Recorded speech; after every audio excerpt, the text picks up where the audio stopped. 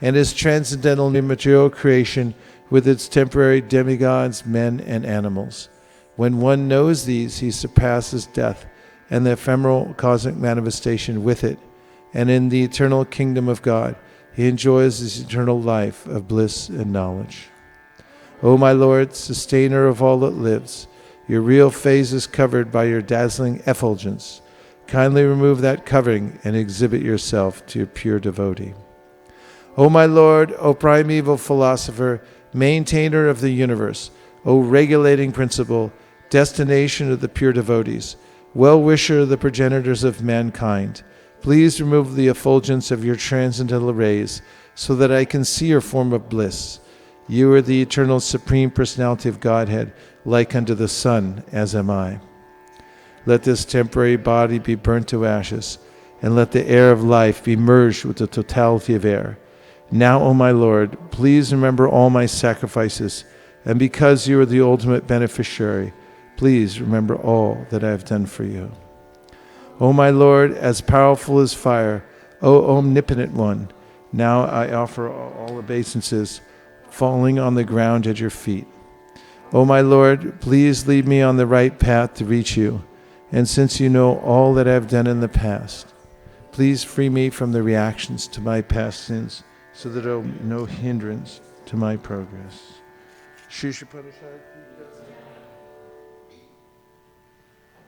Could look at mantra 10, please, in the purport.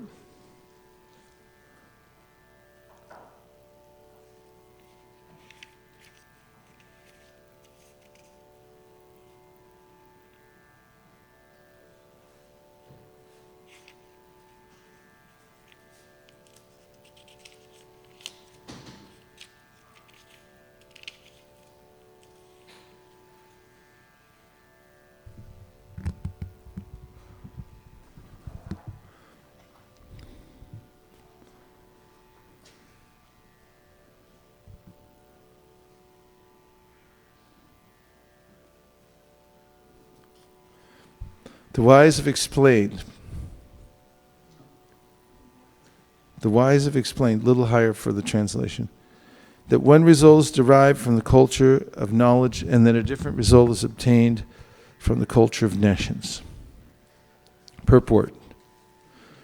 As advised in chapter 13 of the Bhagavad Gita, 13:8 through 12, one should culture knowledge in the following way. 1. One should become a perfect gentleman and learn to give proper respect to others. 2.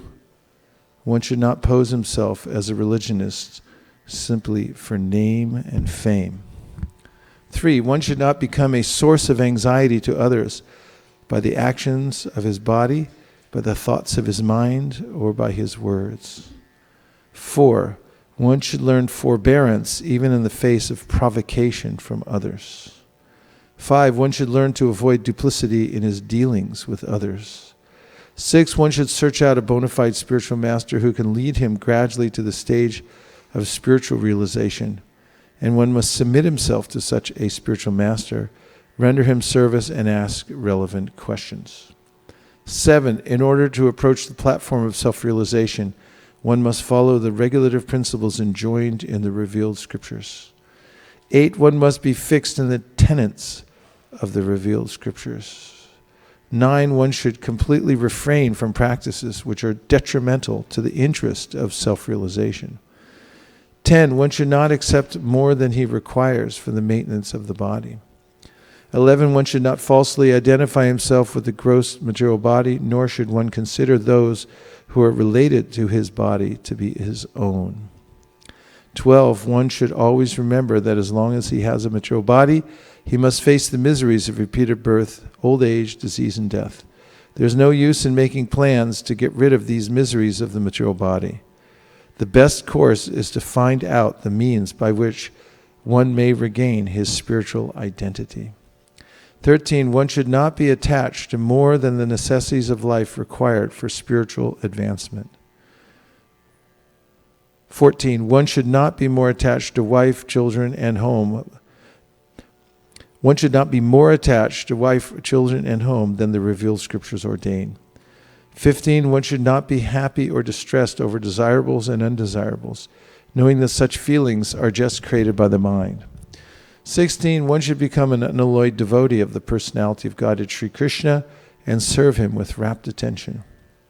17, one should develop a liking for the residence in a secluded place with a calm and quiet atmosphere favorable for spiritual culture, and one should avoid congested places where non-devotees congregate. 18, one should become a scientist or philosopher and conduct research into spiritual knowledge, recognizing that spiritual knowledge is permanent, whereas material knowledge ends with the death of the body. These 18 items combine to form a gradual process by which real knowledge can, where real knowledge can be developed. Except for these, all other methods are considered to be in the category of nescience. Srila Bhaktivinoda Thakur, a great acharya, maintained that all forms of material knowledge are merely external features of the illusory energy, and that by culturing them one becomes no better than an ass. This same principle is found here in Sri Upanishad. By advancement of material knowledge, modern man is simply being converted into an ass. Some materialistic politicians in spiritual guise decry the present system of civilization as satanic, but unfortunately they do not care about the culture of real knowledge as it is described in the Bhagavad Gita.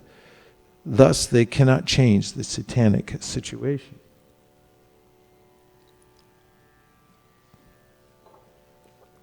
In the modern society, even a boy thinks himself self-sufficient and pays no respect to elderly men. Due to the wrong type of education being imparted in our universities, boys all over the world are giving their elders headaches. Thus, Sri Upanishad very strongly warns that the culture of nescience is different from that of knowledge. The universities are, so to speak, centers of nescience only. Consequently, scientists are busy discovering lethal weapons to wipe out the existence of other countries. University students today are not given instructions in the regulative principles of brahmacharya, celibate student life, nor do they have any faith in the scriptural injunctions. Religious principles are taught for the sake of name and fame only, and not for the sake of practical action. Thus, there is animosity not only in social and political fields, but in the field of religion as well.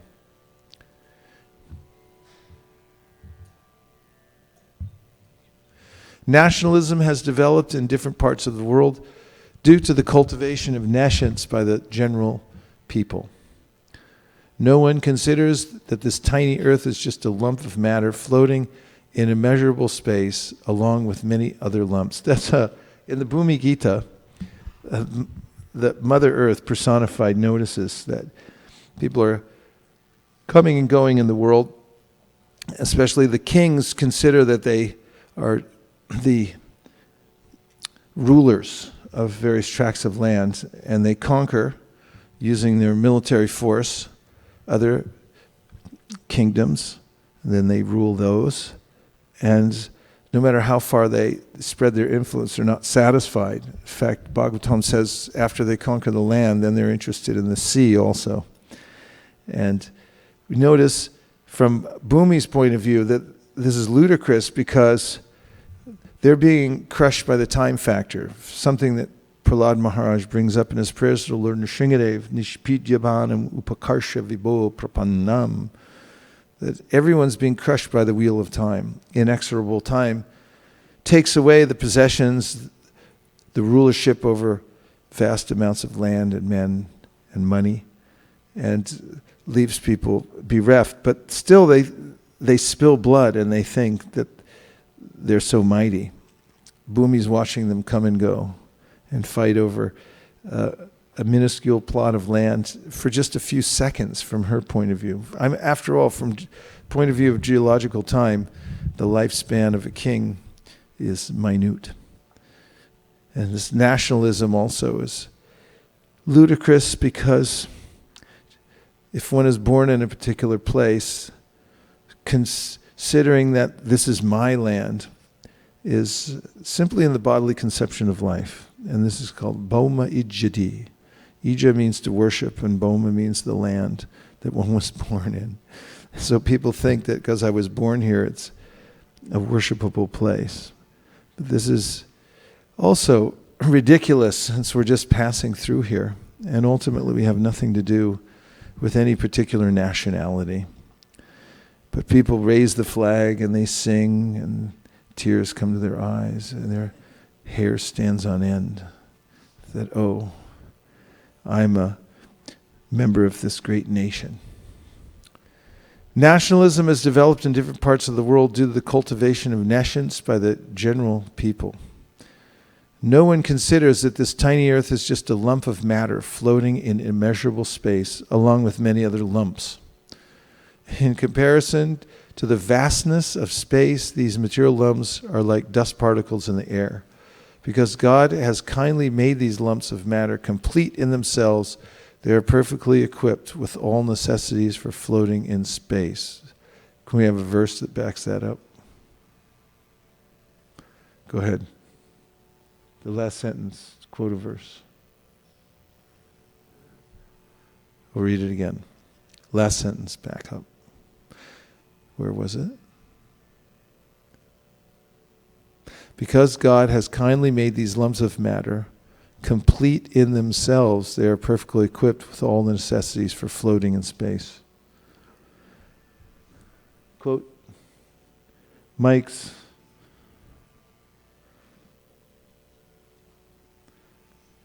sing it nicely with the music. Om. It says, Om Purnamada Purnamidam Purnat Purnamudachyate Purnasya Purnamadaya Purnameva Vashishyate. And what that's saying is that everything in everything that the Lord creates is complete. The Lord is also complete, and they're also everything that emanates from Him is complete, like this world. Yeah, well done. Good quotation. It's an important verse. Nicely done. Om Purnam Adah Purnamidam Purnat Purnam Udachyate Purnasya Purnamadaya Purnameva Vashishyate. A lot of Purnams in there. God's so complete. And even though so many complete units emanate from Him, He remains the complete balance. The drivers of our spaceships may be very proud of their achievements, but they do not consider the supreme driver of these greater, more gigantic spaceships called planets.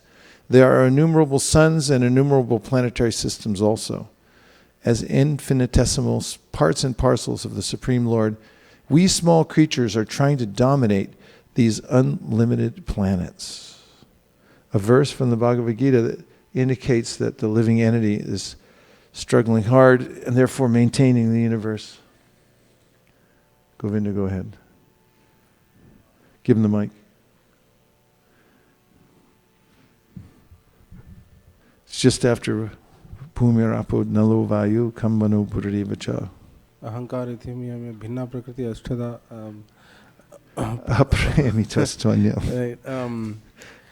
So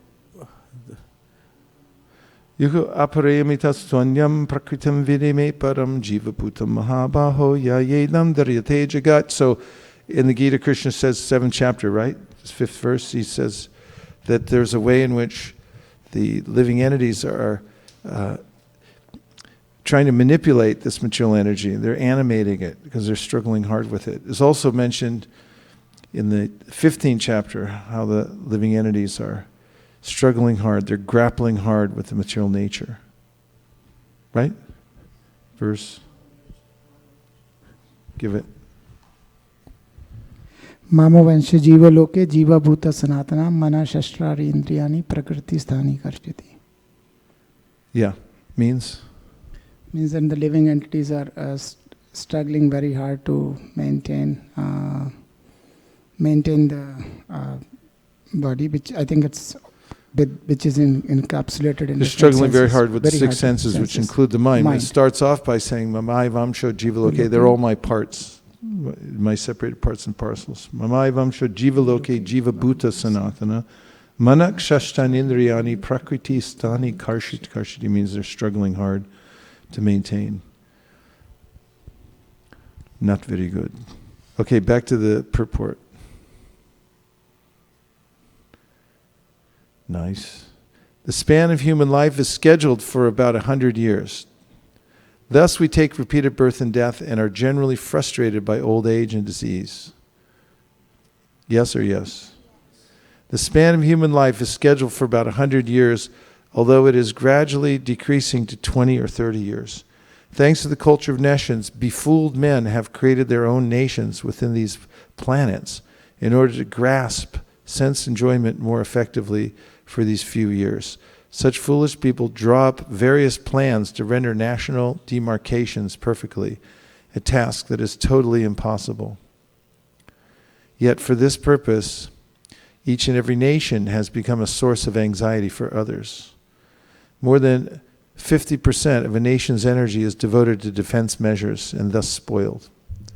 No one cares for the cultivation of real knowledge if people are falsely proud of being advanced in both material and spiritual knowledge. Sri Upanishad warns us of this faulty type of education, and the Bhagavad Gita gives instructions as to the development of real knowledge. This mantra states that the instructions of vidya, knowledge, must be acquired from a dhira. A dhira is one who is not disturbed by material illusion. No one can be undisturbed unless he is perfectly spiritually realized, at which time one neither hankers nor laments for anything. A dhira realizes that the material body and mind he has acquired by chance through material association are but foreign elements.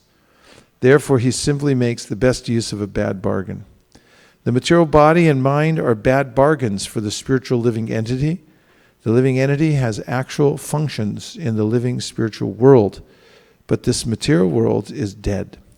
As long as the living spiritual sparks manipulate the dead lumps of matter, the dead world appears to be a living world. Actually, it is the living souls, the parts and parcels of the Supreme Living Being, who move the world. The dhiras have come to know all these facts by hearing them from superior authorities and have realized this knowledge by following the regulative principles. To follow the regulative principles, one must take shelter of a bona fide spiritual master. The transcendental message and regulative principles come down from the spiritual master to the disciple. Such knowledge does not come in the hazardous way of nascent education. One can become a dhira only by submissively hearing from a bona fide spiritual master. Arjuna, for example, became a dhira by submissively hearing from Lord Krishna, the personality of Godhead himself. Thus the perfect disciple must be like Arjuna, and the spiritual master must be as good as the Lord himself. This is the process of learning vidya, knowledge from the dhira, the undisturbed. An adhira, one who has not undergone the training of a dhira, cannot be an instructive leader. Modern politicians who pose themselves as dhiras are actually adhiras, and one cannot expect perfect knowledge from them. They are simply busy seeing to their own remuneration in dollars and cents. How then can they lead the mass of people to the right path of self-realization? Thus one must hear submissively from a dhira in order to attain actual education. Om Tat Sat. So what points would you like to bring out through questions or reflections? Yes?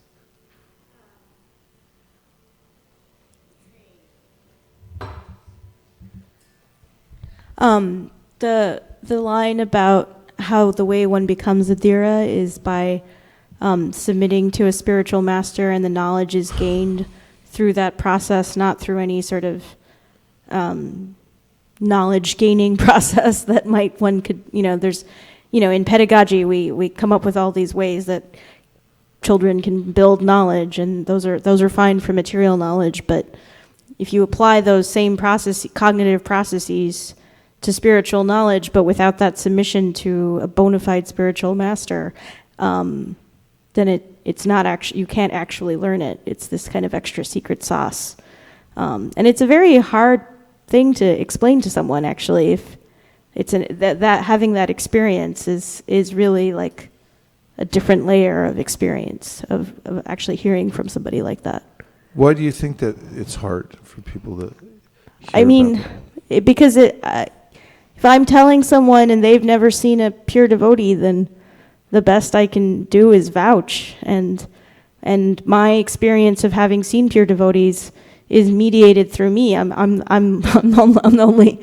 the like only representative they have. I'm not that good. So it's and until someone has experienced seeing a pure devotee, then you haven't experienced it. It's a unique thing in the world. Thank you for the comments. This is something that Prabhupada brought up throughout the purport, that in order to get perfect knowledge, which is the categories of knowledge or the means to reach perfect knowledge, is not the same type of process that you hear about normally in an academic education. There are a lot of elements there that are sort of surprising if someone's unacquainted with the ways of gaining spiritual knowledge. And definitely one of them is mentioned by Krishna in the Bhagavad Gita, and Prabhupada's paraphrasing those points that Krishna makes, and chapter 13, 8 through 12, amanitvam adam vipam acharyapasanam.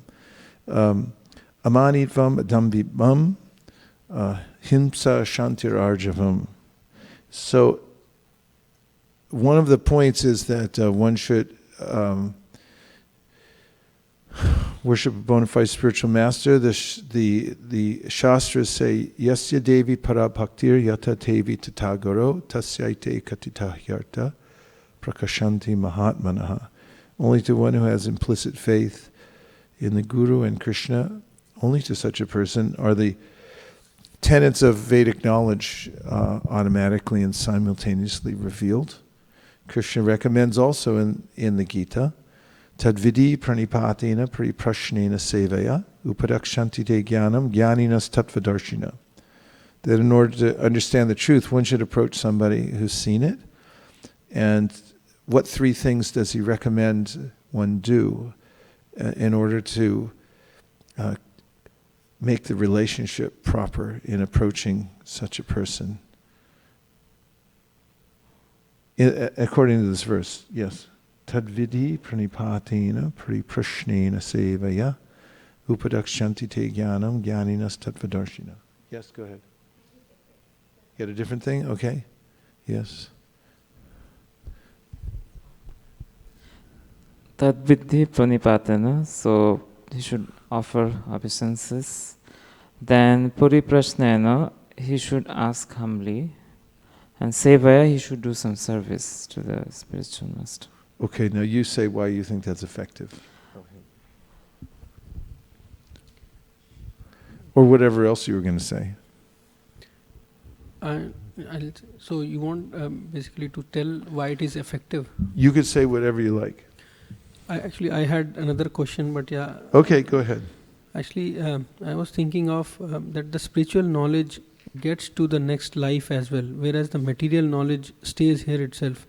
So how, because sometimes I feel that it may be possible, but in my heart I don't agree to this when I see, because I don't remember what did I do in my previous spiritual life. There can be exceptions. For example, I have heard that some people can remember their past lives, but for me, I am not able to agree to this, that whatever I did spiritually in my previous life, it is staying with me.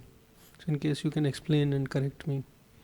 Well, in the Gita 6th chapter, Krishna talks about how a person who practices yoga for a short amount of time and then falls down from the path, yoga brashta, means somebody took it up and then they didn't complete it. And he says a person who tried for a short amount of time in the next life goes to the heavenly planets, then comes back down to the earthly planet, human form, and is given facility in the family of somebody who's very wealthy.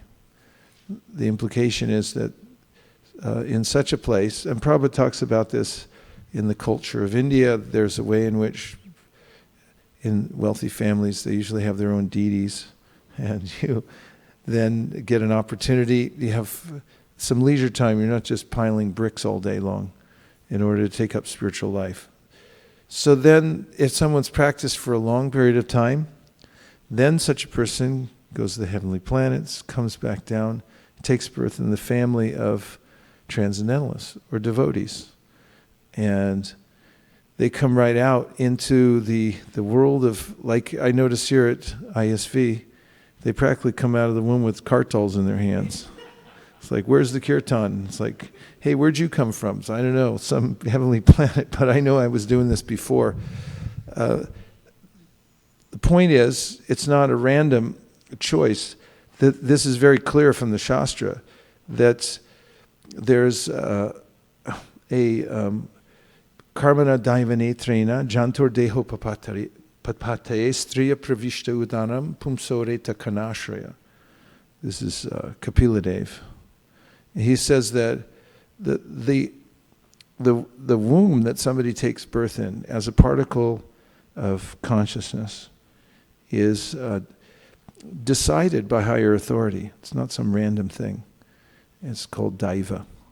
It means, practically everything that happens to us in this world is governed by some kind of higher authority. You can't move around the planet without having to fill out forms and be submissive to others. What to speak of in the universal order, which is very much refined. There's a way in which karmana daiva netrena, according to daiva and according to the estimation of your karma, the things that you've done, the kind of association you've taken, you're given a very specific body. This is something Krishna talks about, how we create our own future by our association. He says, Purusha prakritisto hi punkte prakriti jan gunan karanam gunasangosya sarasad yoni janmasu, 1322. And that is that Bhagavad Gita. Because of our association, we develop higher or lower modes, and therefore we get higher or lower bodies. It's also a discussion that takes place in the 15th chapter of the Gita, where Krishna says that Shotram chakshu sparshanam cha rasanam granam evacha adishtayam manaschayam vishayan upasevate. According to one's association, the modes one's developed, then daiva, a higher authority, decides what kind of nose you get, what kind of tongue you get, what kind of ears you get. They're custom made, specifically because of the way we've conducted ourselves in various ways. So that's the science. And how can you understand? We can see from Shastra that there are people who have a clear advantage starting off life immediately within a devotee family. That's not an ordinary thing. And then Krishna says, Mamhi partha vipashrita yepisu papayonaya striyo vaishas tata shudras tepi anti param gatim. Doesn't matter where you take birth, because in any kind of situation, if you simply take up the process of Krishna consciousness, then you'll immediately be picked up by Krishna, and he'll help you from within the heart. Externally, he'll make arrangements for you and so forth. So we don't necessarily have to remember what we've done in previous lives, but we can see through the eyes of Shastra. I've seen so many times how people have been spontaneously attracted to the principles of bhakti. And it's palpable. It's not some superficial desire that they have. They're very deeply invested in it all of a sudden. And this is what Krishna says in the 6th chapter of the Bhagavad Gita, that a person, I'll remind that person of what their practice was in their last life. That's why they become so eager to practice in this life. So you can take it that whatever kinds of facilities you've gotten from the beginning of your life was because of your last life. And if you're also experiencing some spontaneous attraction for devotional service, it's definite that you've practiced before and you're being reminded again. I just read the other day where Prabhupada said that after many, many births of association with Vaishnavas, one may develop a strong desire to perform devotional service. The fact that you're here or anybody else is here is a very strong indicator of your association. After all, where's everybody else? I mean, there's a few of us here, but where's everybody else right now? They have no interest whatsoever, perhaps, many people. Or no clue about devotional service. That's not an accident. just a little context, but yes, Prabhu. Yeah, thank you, Prabhu, for the explanation. Just wanted to I had a follow-up question. Like, so as spiritual master, according to Krishnadas Kaviraj Goswami in Chaitanya Charitamrita, can be initiating spiritual master or can be instruction. Correct. So it means both of them, right? Mm-hmm. When Prabhupada mentions as spiritual master. That is correct. There are 3 types of spiritual masters mentioned in the Chaitanya Charitamrita. The Vartmana Prarakshaka Guru is the one who shows one the path. For instance, Bilvamangal Thakur was shown the path to devotional service by his girlfriend. As at that time, he was very interested, he had a very strong love interest, and he was going out of his way to visit his girlfriend regularly. And then a big storm came, and he said, I have to go see her anyway. I mean, it was a big storm. It was like a typhoon. And there he was, trying to make it into her gated community. And she had to climb a wall. He had to climb a wall. He had to cross a moat. Along the way, he ended up putting his life in danger in many different ways. And then when he finally got in to see her, she made a comment that changed his life. She said, you know, if you were this interested in God, you'd really be like a sadhu or something like that. Too bad you're wasting it on me.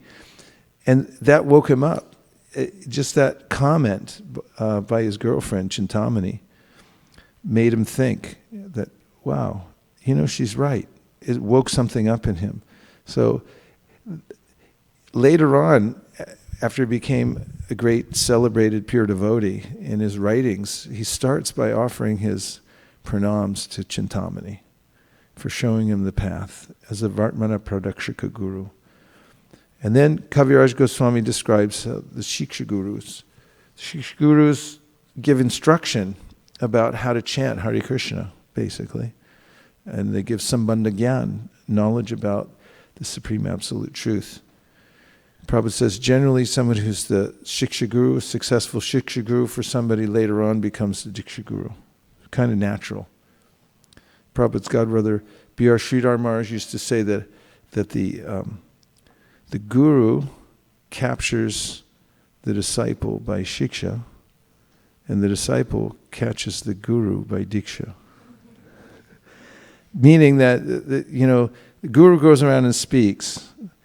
Guru means somebody who's speaking on behalf of Krishna. Really, knows Bhagavad Gita, knows how to speak it. If you know Bhagavad Gita and you're practicing it, and you know a few, you know, enough of the verses to present it, you're a guru, for sure. You can go around and liberate everybody by teaching them what Krishna taught. You just have to represent according to your realization.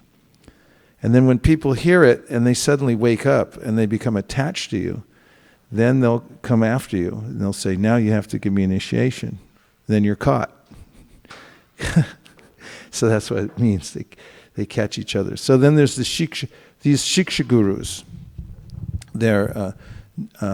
They can be unlimited. There's no limit to how many Shiksha Gurus one can take help from. Of course, there are various moods that are expressed in how to take advantage of Guru, mentioned by devotees like Narhar Sarkar Thakur in his Govinda Bhajanamrita when he talks about the principle of Guru. It's a Bengali book translated.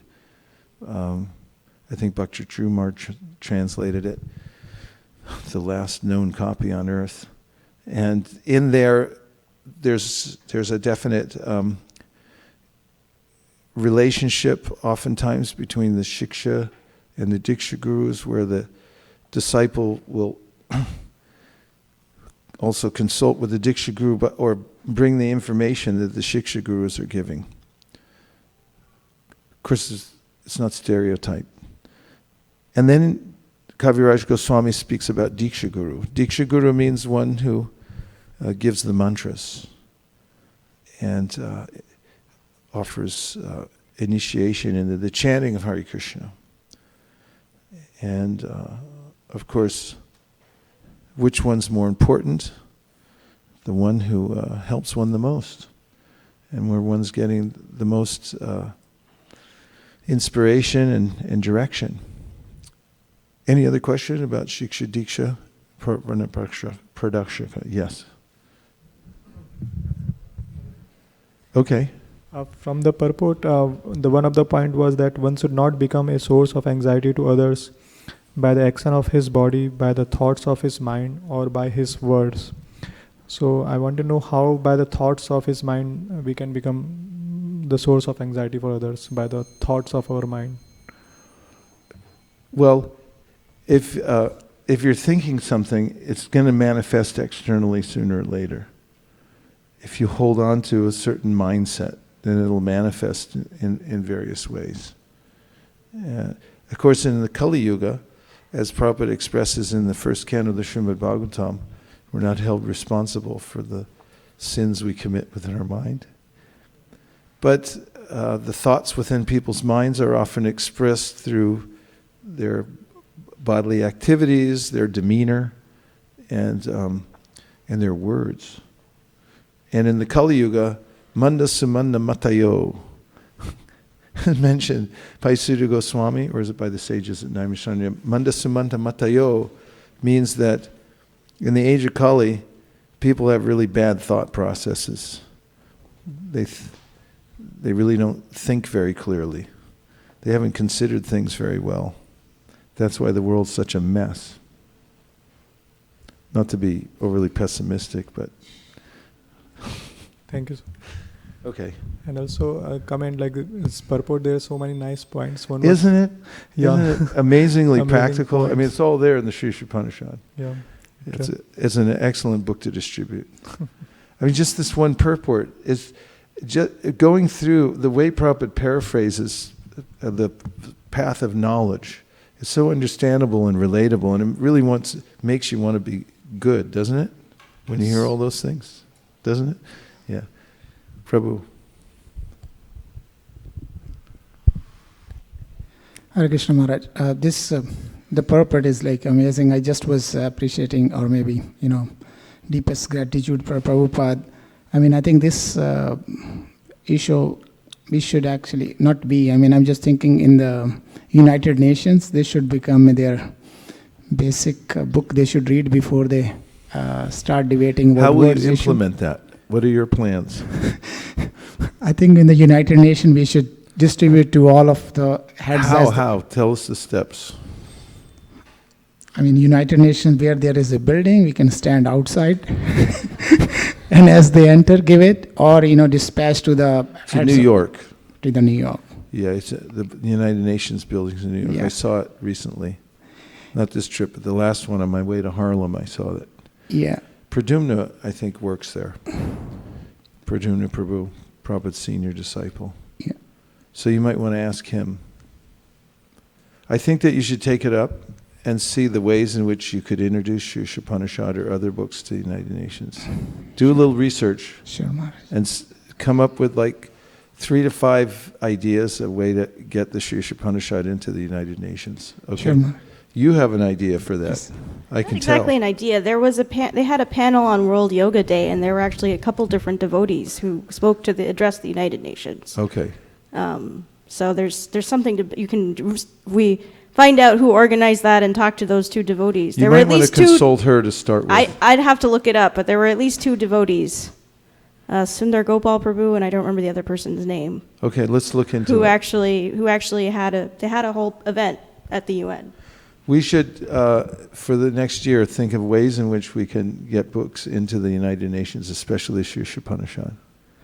Yes, And Maharaj, thank you. Any ways that you can do that, catalog them, and we'll celebrate them at the steps as you get closer and closer. Sure, Maharaj. Okay? Because the way Prabhupada in one paragraph made this whole earth look so small, Yes? and as they fight over a tiny piece of land and that the discussion, Yes. lobbying, I just thought the moment they understand it, the anxiety they take over, small piece of land or, this nationalism, hopefully they're subdued and they can think But beyond. I'm not convinced you're going to take this up, are you? Yes, Maharaj. When I was in Chicago, you know what the name of Chicago Airport is? O'Hare. It's spelled O''Hare, We used to, of course, call it O'Hare Airport. And Prabhupada used to see it. He came into Chicago twice when I was there, and we were distributing books. And he watched us distribute books. The first time he saw us, he was slightly puzzled because we were wearing wigs. So he didn't know exactly why we had hair. We used to have wigs back in the old days. And in any case, Prabhupada told my godbrother, he told my godbrother that you should approach the head of the airport and ask them to change the name to O'Hare Krishna Airport. And he did it because Prabhupada told him to. So he did it. He didn't think, I don't think, that I don't know what he thought, but he just did it. So that was interesting. Okay, so other questions? Yes. Just one thing came to mind when Mukharvind Prabhu asked. So there is one word in Sanskrit, manha sthiti mukha vartate. Means whatever is in the mind or in the mana, that comes to your face. So indirectly, if a person sees your face, then that can impact. I said demeanor in that litany I gave about possible ways the mind can value. I mentioned demeanor. Could you look up the word demeanor?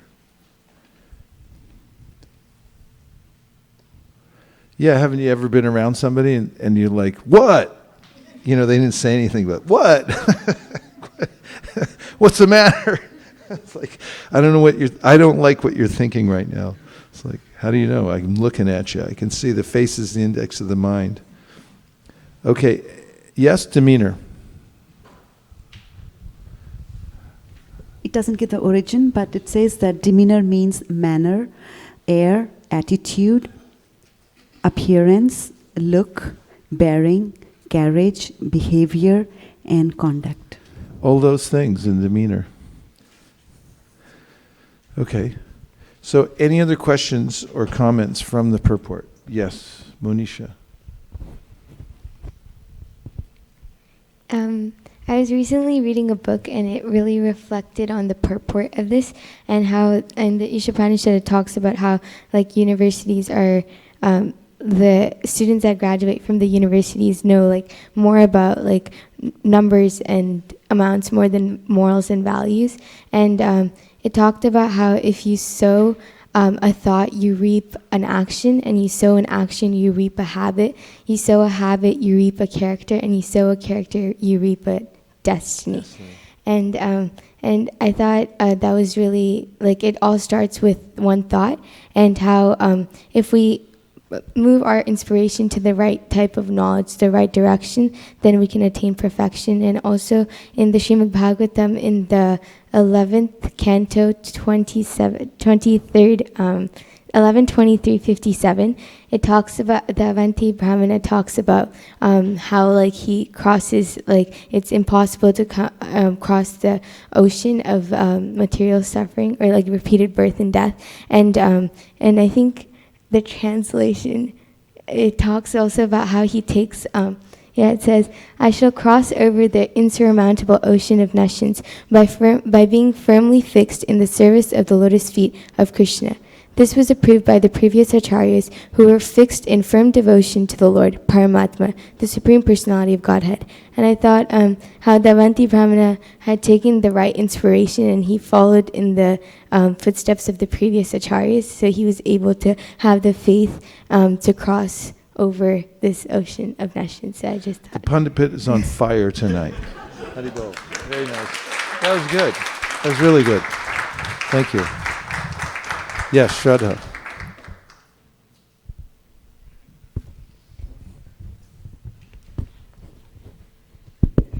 Maharaj, I was also thinking that as instructors or as teachers, how important it is for us to be dhiras, to be dhir, because there the verse said that, you know, if you are not a dhir, then the information will not be imparted properly. People do notice, actually, and by example, one teaches more effectively than by precept. It's a good point. So, who knows who Narada Muni was before he was Narada Muni?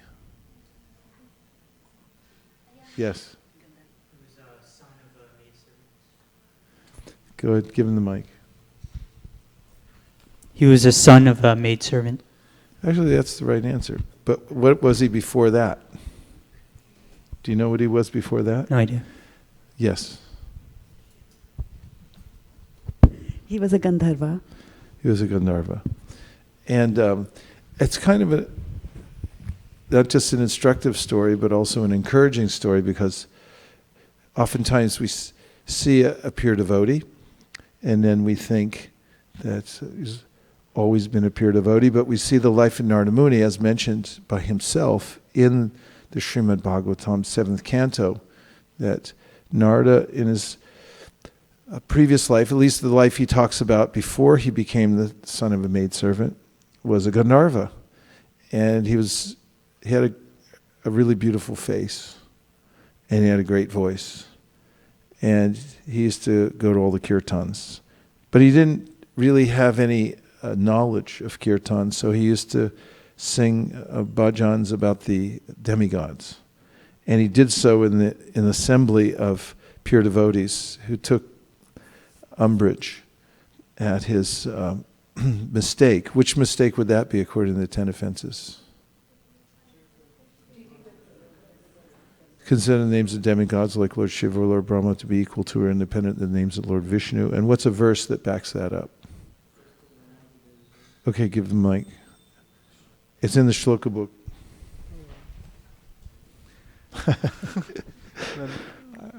What I understand, the second verse is Sivasya Sri Vishnu Riya Guna Nama Adi Sakalam Dhiya Bhinnam Ya Pashet Sakalu Hari Nama Hitakara. Pretty good, yeah.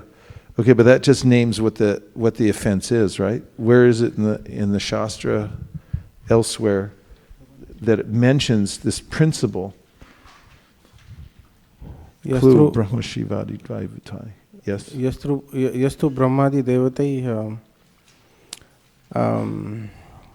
Samatvaneva Viksheta Sa Pashandi Bhavet Dhruvam. The second two lines. Yastu Brahmadi Devatai. So I'm blanking on the second line.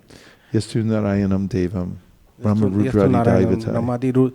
Brahmadi Rudra Devatai. Yastu Narayanam Devam Brahmadi Rudra Devatai Samatvam Evam Viksheta Sa Pashandi Bhavet Dhruvam. So a person is known to be a pashandi, which is not a great term. I mean, it's a great term, but it's not great being one. It means an atheist. Did you find it? Yastu Narayanam Devam Brahma Rudradi Daivate. Give him the mic. Bart, read it, please. And tell us where it's from. It's from the Padma Puran. And it says, Yastu Narayanam Devam Brahma Rudradi Daivatai Samatvenaiva Viksheta Sapashandi Bhavedrun Dhruvam. And the translation is, a person who considers demigods like Brahma and Shiva to be on an equal level with Narayan is to be considered an offender and an atheist. Yeah, but where does it say that in the Bhagavad Gita? Okay, Shraddha knows, give her the mic. It's 9th chapter, verse number 23, Okay. where he says that those who worship the demigods, they worship in the wrong way. They worship Krishna, but they do so in the wrong way. Could you quote this verse? Back it up a little, please. Yepi anya devata bhakta. Yeah, go ahead. Yepi anya devata bhakta yajante shraddhayanvitaha tepi mameva kaunteya yajante avidhi purvakam. Translation, please. Those who are devotees of other gods and who worship them with faith actually worship only me, O son of Kunti, but they do so in a wrong way. Avidhi purvakam. It's a avidhi. It's against the proper method. Although they're parts and parcel of Krishna, it's not the right way. Where else in Bhagavad Gita? This is a very strong principle. Bhaved dhruvam means it's fixed principle. Somebody's a prashandi if they don't understand this. So where else in the Gita does Krishna recommend that one not worship demigods, or give logic that explains why one should worship him and not demigods? Yes.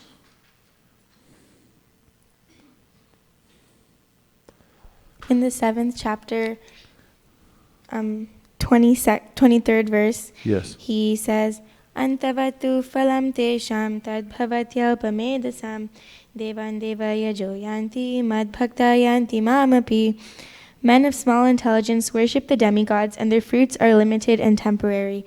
Those who worship the demigods go to the planets of the demigods, but my devotees ultimately reach my supreme planet. Excellent. What else? In the same neighborhood, there's other verses. You might just back up one verse. Go ahead. I was thinking if it's Yanti Deva Uditali. No. You can do Yanti Deva Uditali, but back up one verse here. Go backwards. Back. Back.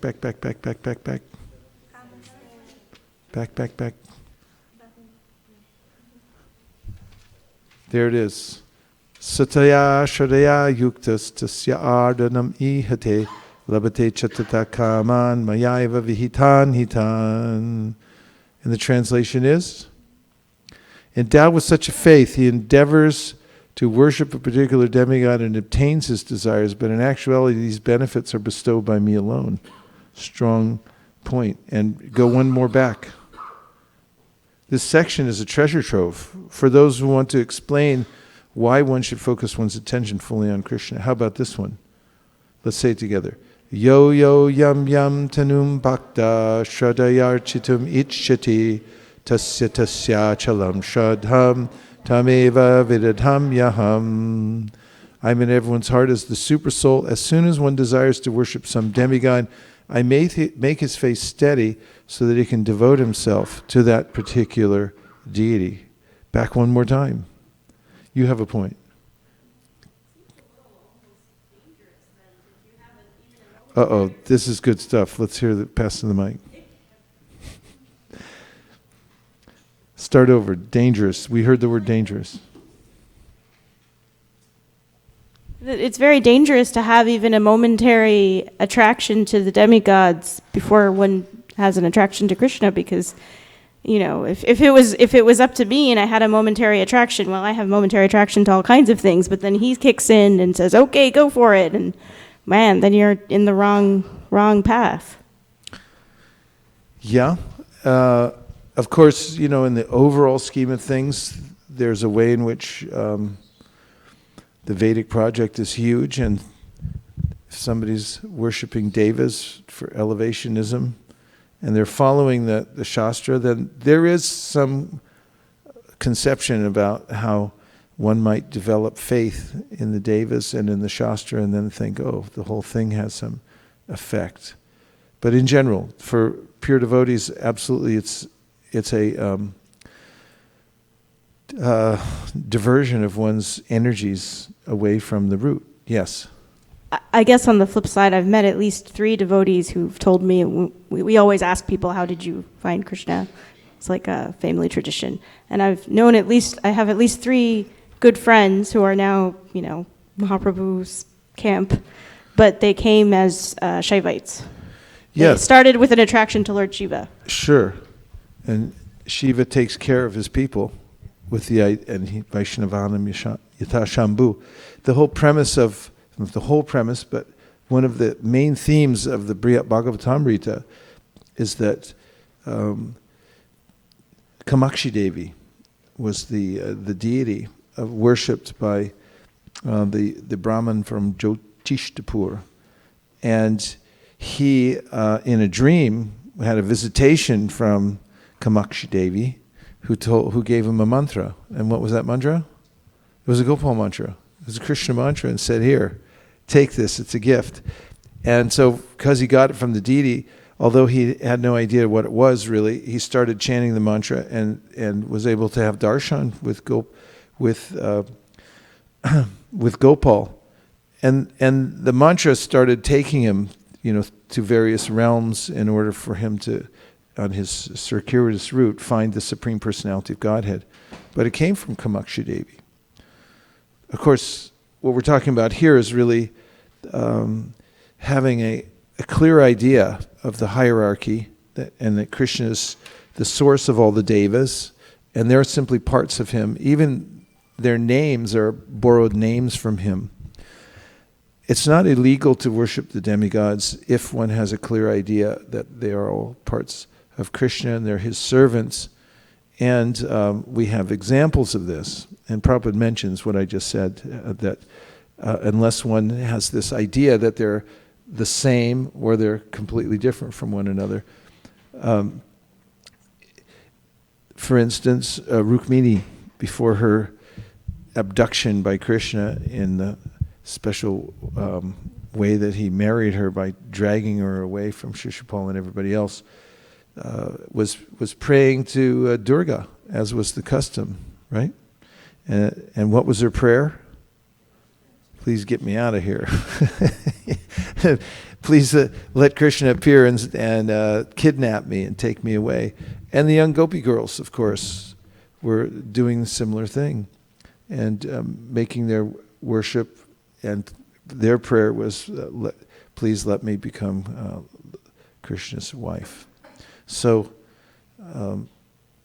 this principle is very important in the Bhagavad Gita. Many people misunderstand this, and they think you can worship any demigod, and it's the same as worshiping Krishna or anybody else. This is Mayavad.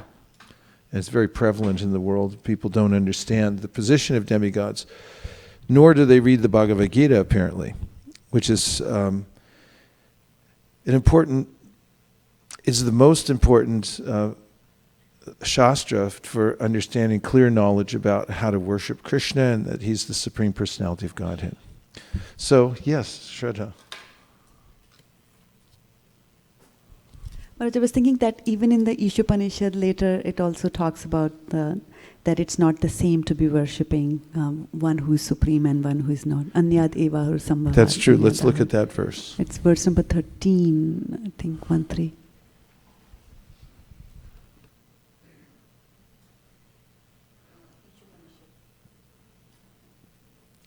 Ishopanishad. Tell us what the verse is.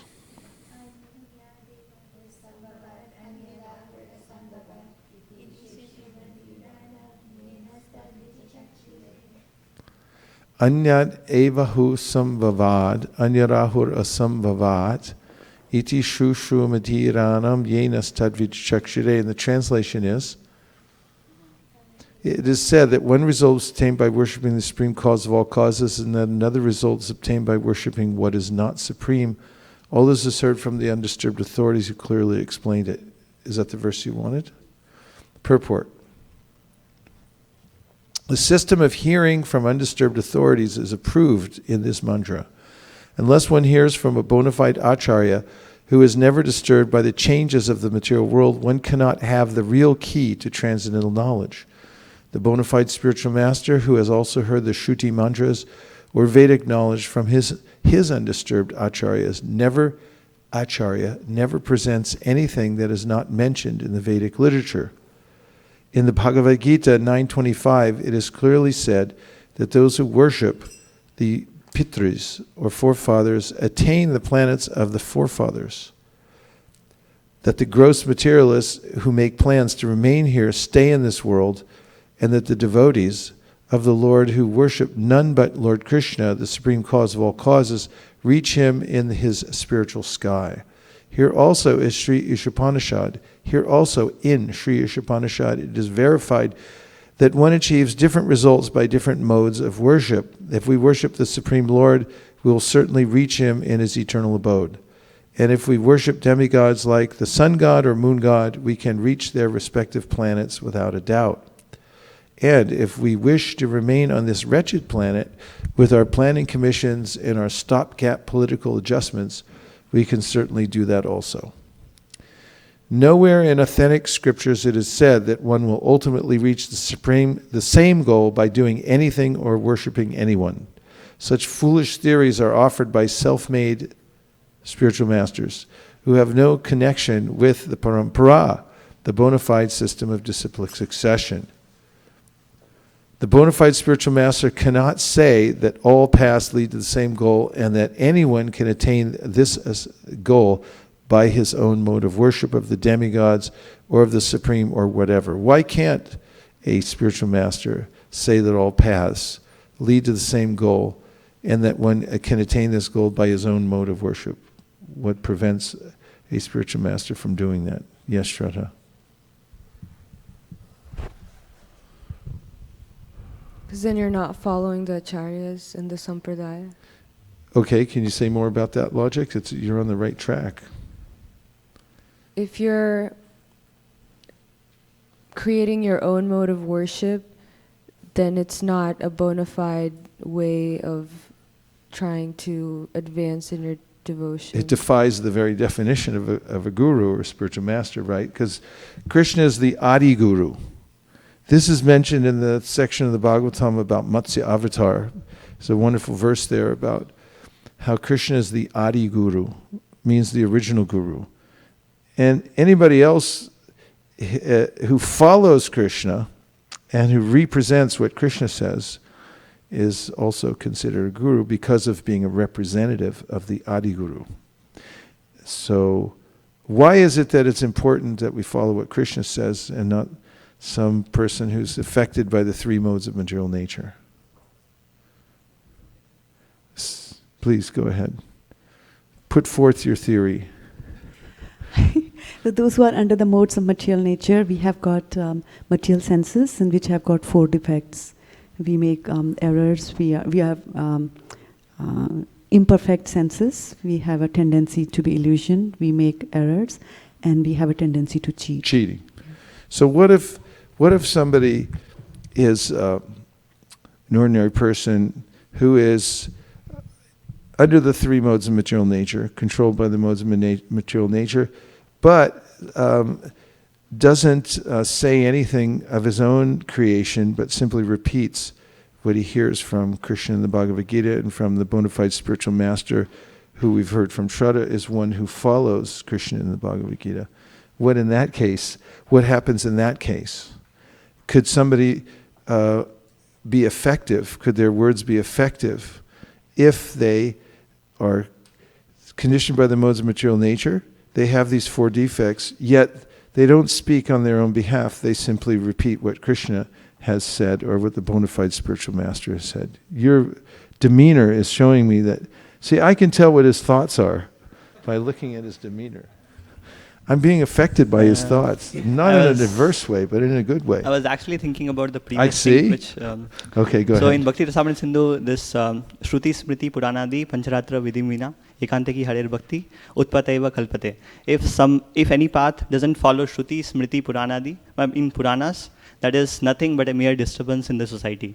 So that's why, spiritual and bona fide spiritual master cannot say that any path will lead to the same destination. That's true, and it's a very good citation, but Sundarananda Prabhu, did he answer my question? My premise was that the person's under the 3 modes of material nature, they're subject to the 4 defects. Nonetheless, they restrain themselves and their speech by simply repeating what Krishna says in the Bhagavad Gita and what they hear from the bona fide spiritual master. Is what they say perfect or not? Yes, Prabhu, it is perfect. Okay, defend your position, please. So Prabhupada, many places he talks about how we, if we hear properly from the bona fide source and we represent it without any addition or our own interpretation, then we pass the pure message through the parampara. And of course, quoting the verse, evam parampara praptam, evam rajarishyo viduhu. The 4th chapter of the Bhagavad Gita, where Krishna says that this divine knowledge was passed through the parampara and the disciplic succession, and thus it was passed through many ages. So the knowledge is actually passed down. It's a descending mercy, and when it's actually properly presented, then without any adulteration, then it's bona fide. Okay, Govinda. Thank you very much, Sundar Prabhu. I'm reminded of an incident that happened with Prabhupada. Once Prabhupada was preaching, I've heard this obviously.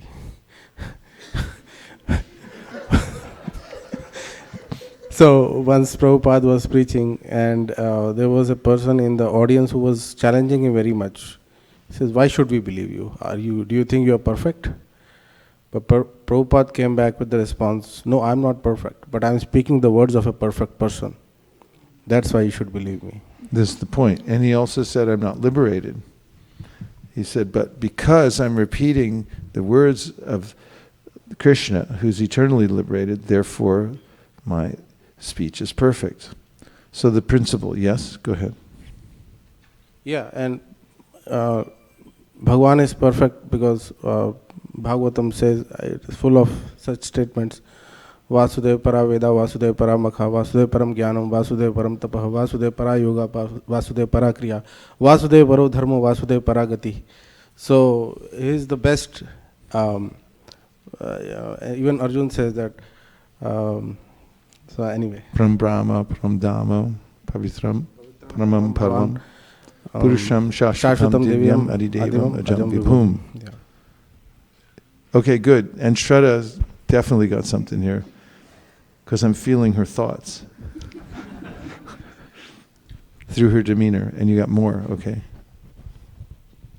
So along the same lines of what Govindas Prabhu was saying, that we say that Krishna is described by Uttam Shlokas, and Uttam means transcendental. So when we are trying to describe Krishna, we have to describe him using Uttam Shlokas. And since we are not Uttam, whatever we say cannot be transcendental. So, but if we are repeating something which is transcendental, then it can't be affected by the modes of material nature that we have. And there's that Ayur Harati Vaipamsan verse. Ayur Harati Vaipamsam Udyan Astan Chayan Asau Tasyate Tannato Atho Nirtha Uttam Shloka Vartaya. So there it says that, he's described in choice transcendental shlokas only. Yes. So it has to come from the right source. Correct. So in the 10th canto of the Srimad Bhagavatam, we'll find in the discussion of the personified Vedas, the proposition that the material world has two purposes.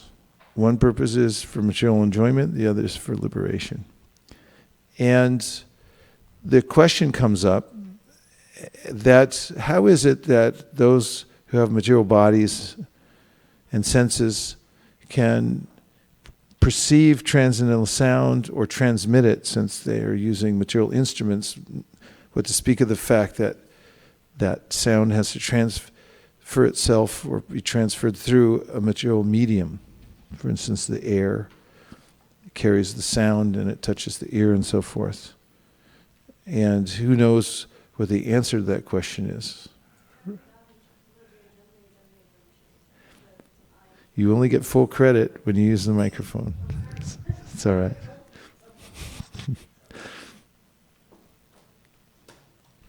Chakkudanu Dilaje Janme Janme Prabhu Shesh. It's from Guru Puja, it's not Sri Guru Charana Padma by Vishwanath Chakravarti Thakur. Gurudev is the person who gives us our divine vision, the real eyes. Okay. And in this conundrum about how it is that material senses can perceive spiritual sound, what is the answer that's given by the in this section of the Prayers Personified Vedas? How is it that material senses can perceive transcendental sound? He needs a mic really bad.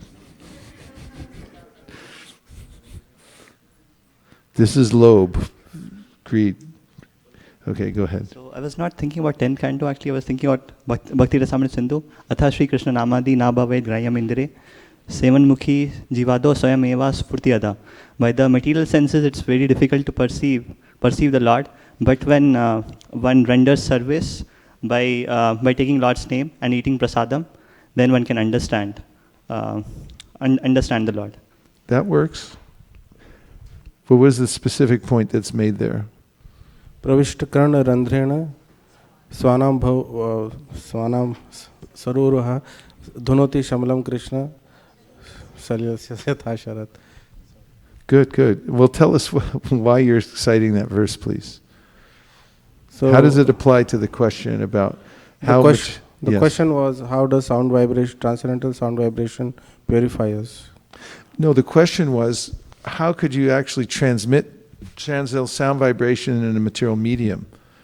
We're in the material world, have a material body, have a material eardrum, using the air to transport sound. So how is it that you get spiritual sound through that mixture of all these material things? That was the question that comes up in the 10th canto, Prayers Personified Vedas. You want to answer, Malini? Okay, go ahead. Support your position and support it very strongly, please. Maybe I'll go down in flames. So the senses get transcendentalized, the material senses get transcendental in the association of transcendental vibrations, as much as when you put iron rod in the fire, it requires the properties of the fire. That is correct. And iha yasya harir darse karmana mansagira niklav apya avasthatum jivan mukta sa uchyate.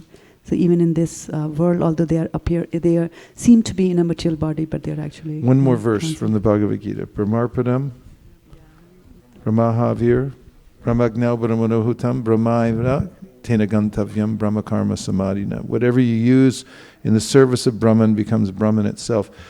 There's a little more to the answer that's given in that chapter. Prayers Personified Vedas.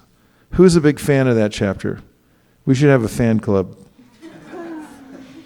I mean, that's a chapter that it's for connoisseurs of philosophy, because it's long, it's deep, so you could live off that for the rest of your life.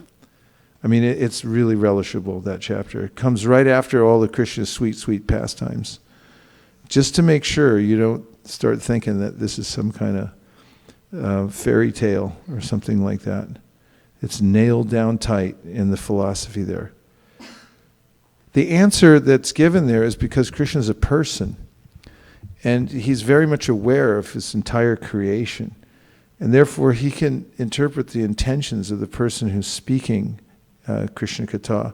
And just as a engineer can flip a switch and you can send electric energy through the heater or through the cooler, so Krishna can transform everything according to one's desire and intention, and if it's being used properly.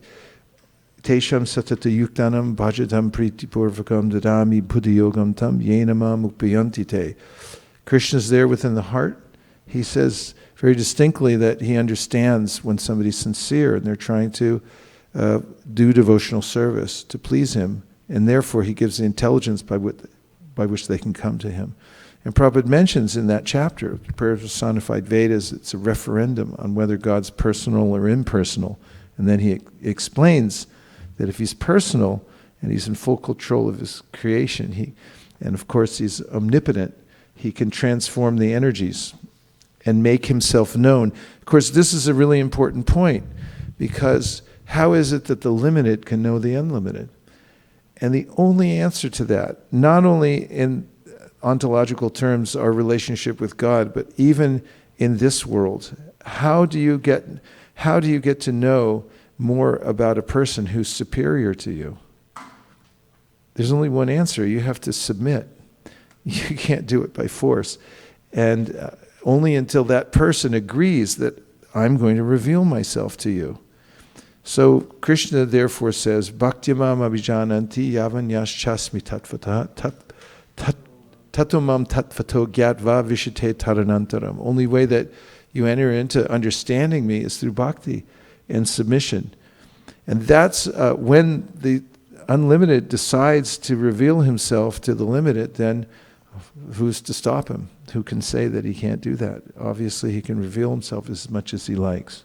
Therefore, Tashi Krishna Namadi, Nabhaved Grayam Indre, Sevamuki Jivado, Swayameva Sparatyada. It's an important verse. So if you know that yoga begins with the tongue, and you start to serve Krishna through your tongue, how do you serve Krishna through your tongue, Gita? Do what? Definitely. You take prasadam. What's another way? What? What? Chant the holy name. Very good. So you chant the holy name, you take prasadam. I mean, it's like last night we were talking about how it's not so easy. Prasadam, say you're living by yourself and you, like every night you offer, or it's like the tongue wins out. You go like, no, just give it to me straight. I mean, taking prasadam, you know, it's a real yoga of the tongue.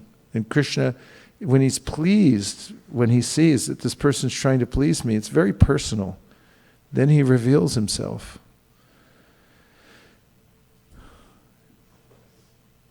Yes.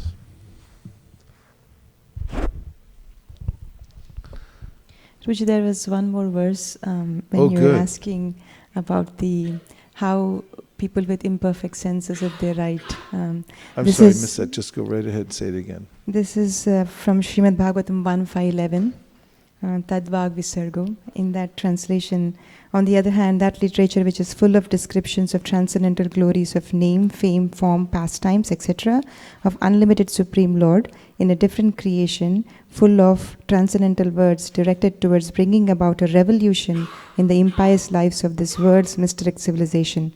Such transcendental literatures, even though imperfectly composed, are heard, sung, and accepted by purified men who are thoroughly honest. And tell us why you picked that verse. What's the context?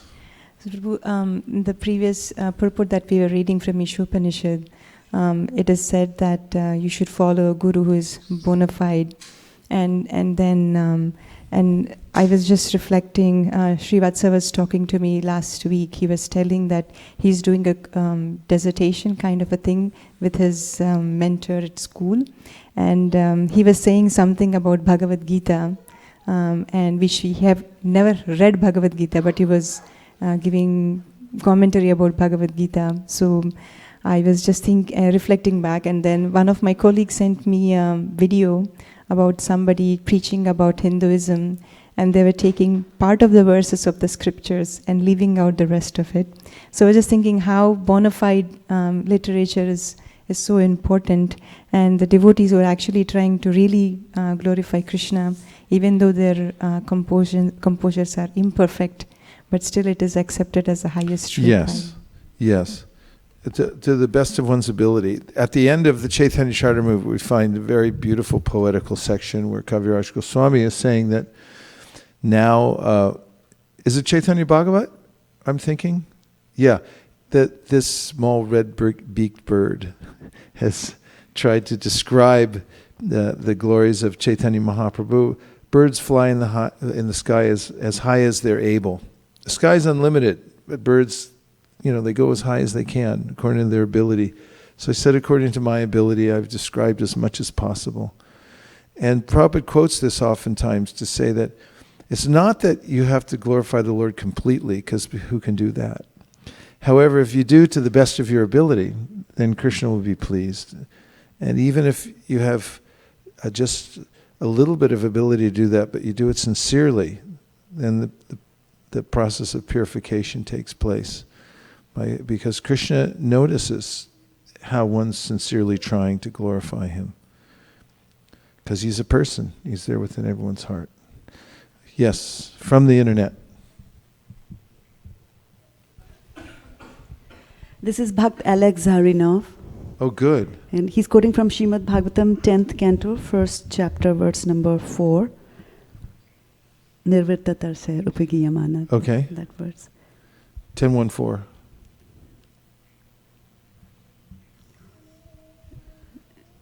Nivritta tarser upagiyamanaad bhav ashodat shotra manobhiramat ka uttama shloka gunanuvadat pumam vrajeyeta vina pashugnad.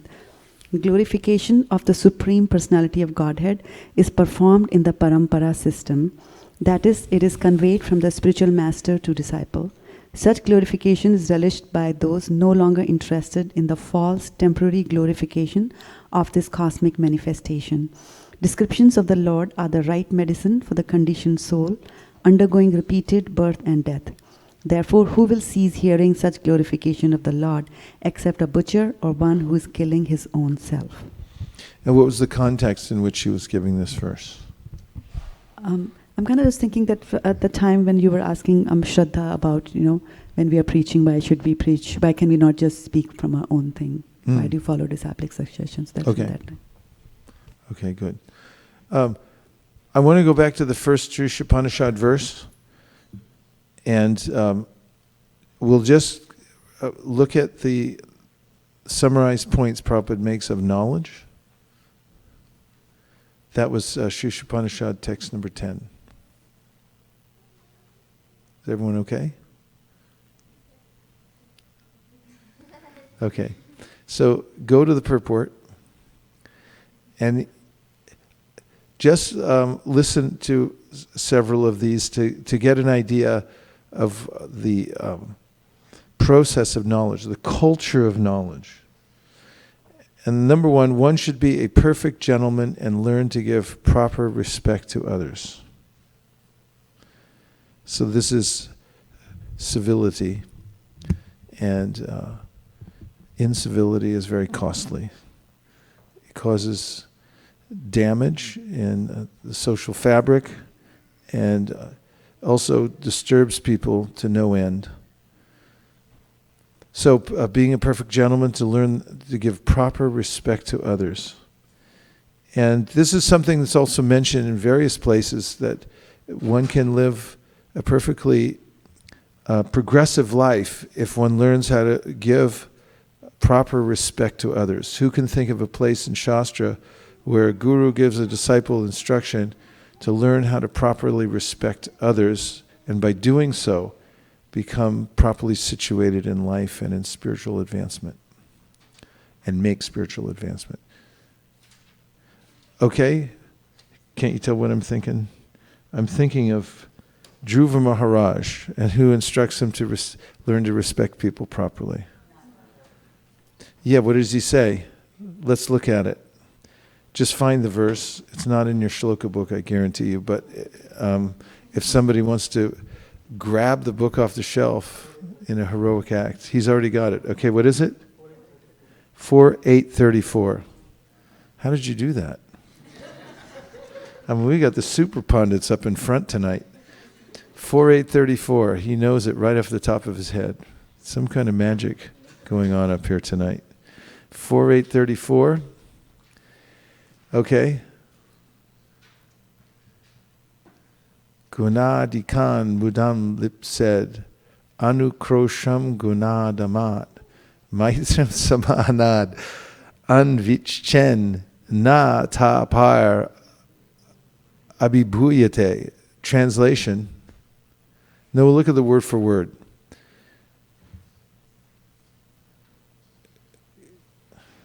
Oh, thanks.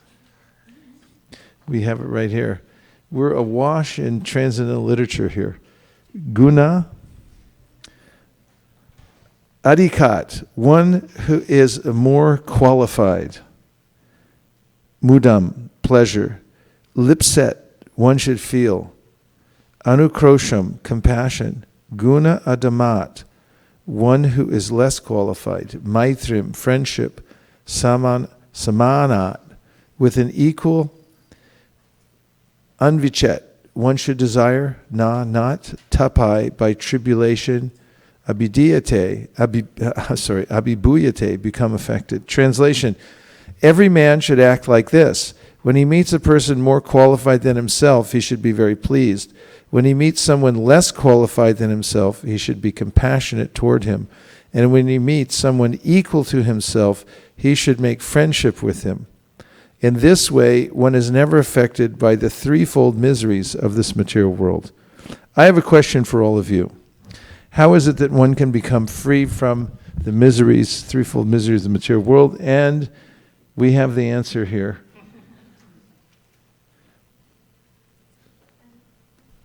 If you meet someone less qualified than you, you should be compassionate towards them.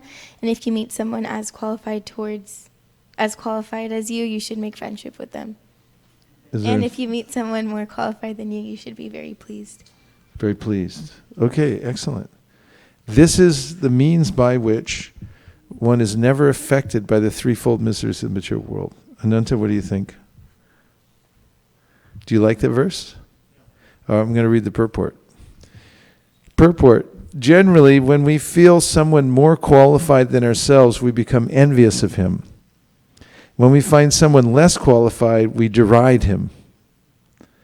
And when we find someone equal, we become very proud of our activities. These are the causes of all material tribulations. The great sage Narada therefore advised that a devotee should act perfectly. Instead of being envious of a more qualified man, one should be jolly to receive him. Instead of being oppressive to a less qualified man, one should be compassionate toward him, just to raise him to the proper standard. And when one meets an equal, instead of being proud of one's own activities before him, one should treat him as a friend. One should also have compassion for the people in general who are suffering due to forgetfulness of Krishna. These important functions will make one happy within this material world. Priya Kishori, go for it. I found it very interesting that Srila Prabhupada is saying that one should be proper gentleman, be proper human being, and have this proper attitude. And in this verse, he's saying the cause of all tribulation is because one has envy. And when reflecting on that, the very reason we're in this material world is because we were envious to Krishna, because he was so qualified, and we were envious of that. And when we look at the opportunity we have in a spiritual community, we have the opportunity to respect elders and senior devotees and guru. We have the opportunity to learn cooperation amongst peers and go and preach with them to those who are more unfortunate. So this environment gives us the ability to overcome such tribulations. And that's why you're so happy, right? Yes, Govinda.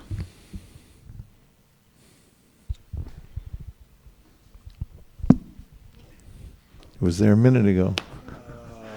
Yes. It'll come right back.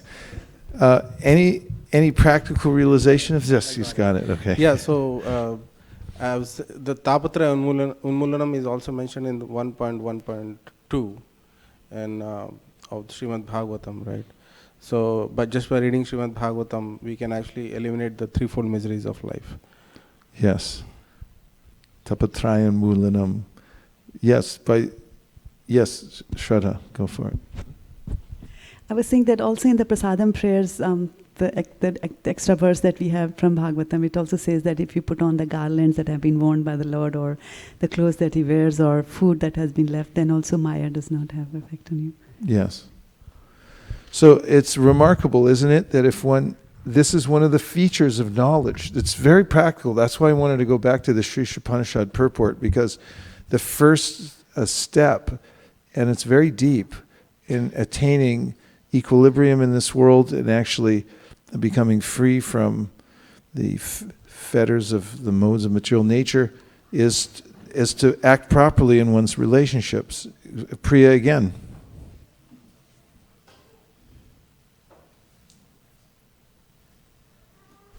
I just had, over the last few days, the opportunity to interact with some people who, they're not devotees, but they're very, very knowledgeable in the field that they have studied. And one thing I noticed about the way they conducted themselves is that because their knowledge was so deep in whatever subject matter it may be, they conducted themselves with so much humility and a lack of pride for what they had. And especially when we carry this knowledge of a spiritual life and all this, then we can derive from that principle that the concomitant factor is to be more humble. Thank you. Mukharvin. Maharaj, this one song in which that Guru Dev Kripa Bindu Diya Karu, in that one line says that Sakala Sahane Karite Sakati Dehonath Jata Jatha. That says that, oh spiritual master, please give me that power to respect every living entity according to their, I remember. Yes. Yes, whenever in all Vyas Pujas we... That's right. It's a real Shakti to be able to do that. Prabhu.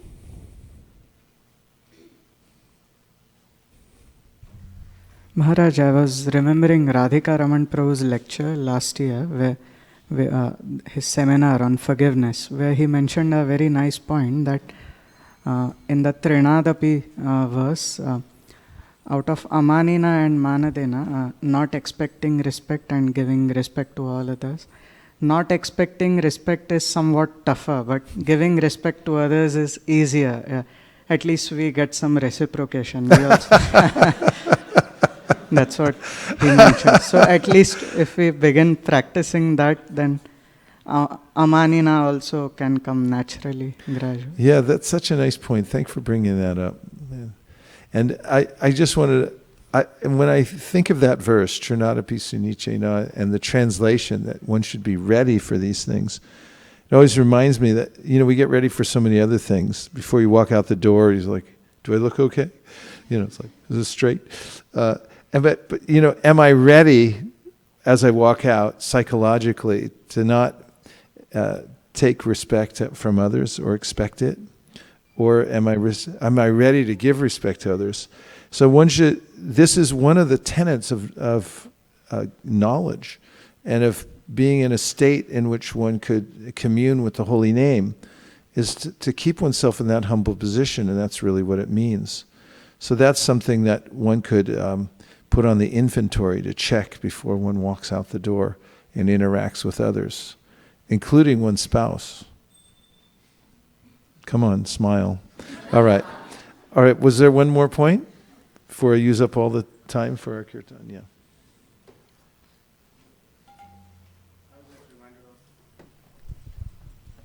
I was just reminded of the 6 verses starting from 12-13 Bhagavad Gita. Yes. Advishta Sarvabhutanam Madbhakta Same Priya. So that series in which Lord gives a lot of qualities that He would like to see in a devotee of His.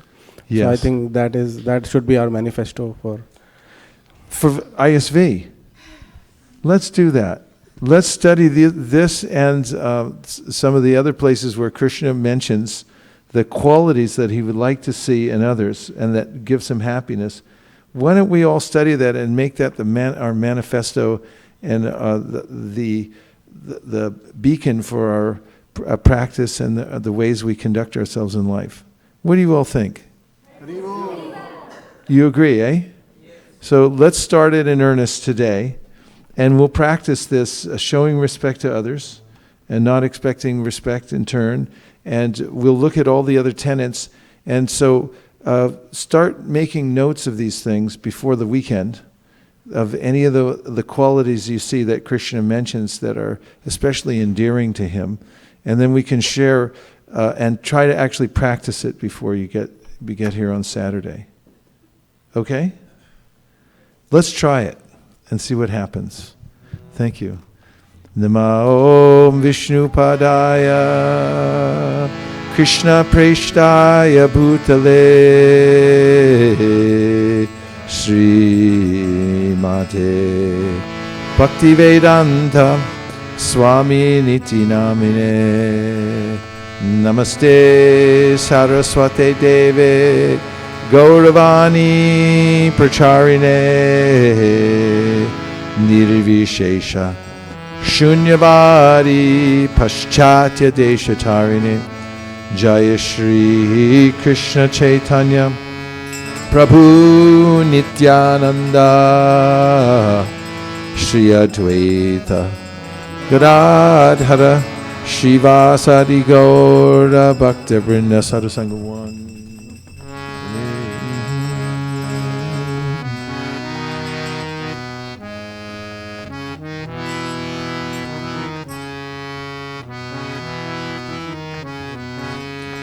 Hare Krishna, Hare Krishna, Krishna Krishna, Hare Hare, Hare Rama, Hare Rama, Rama Rama, Hare Hare.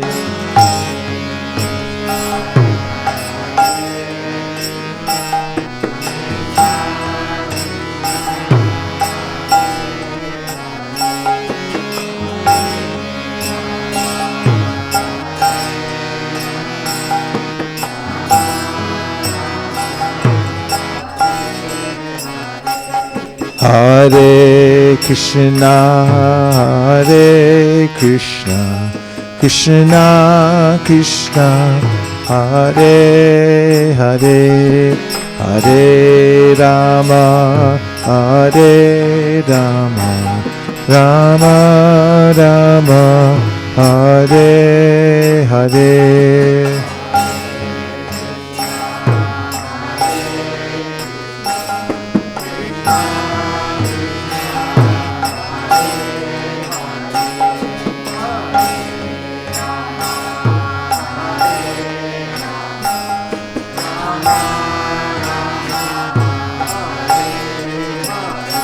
Hare Krishna, Hare Krishna, Krishna Krishna, Hare Hare, Hare Rama, Hare Rama, Rama Rama, Hare Hare.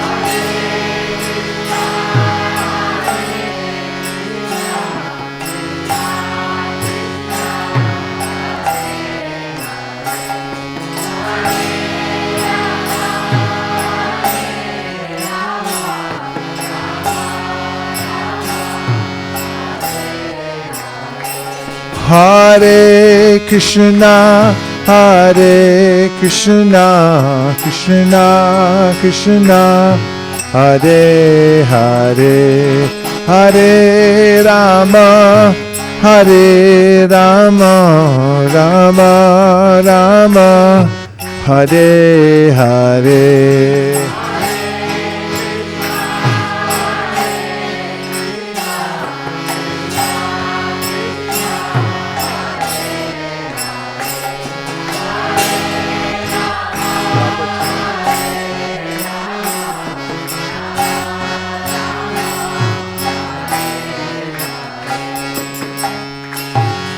Hare Krishna,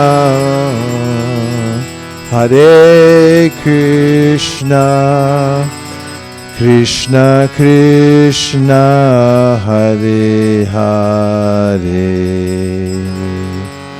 Hare Rama, Hare Rama, Rama Rama, Hare Hare.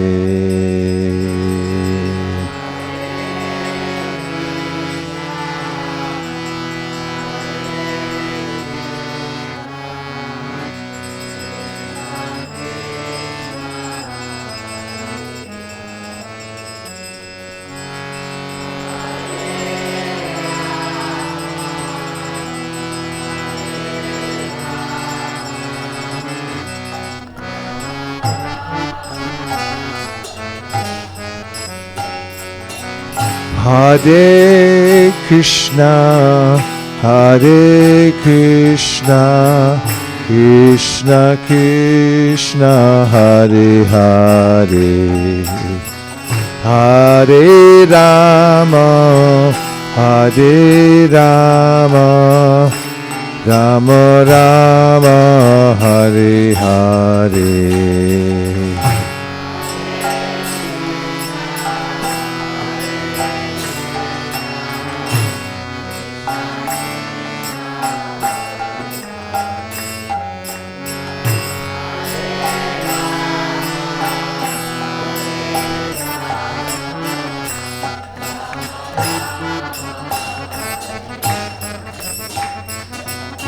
Hare Krishna, Hare Krishna, Krishna Krishna, Hare Hare, Hare Rama, Hare Rama, Rama Rama, Hare Hare.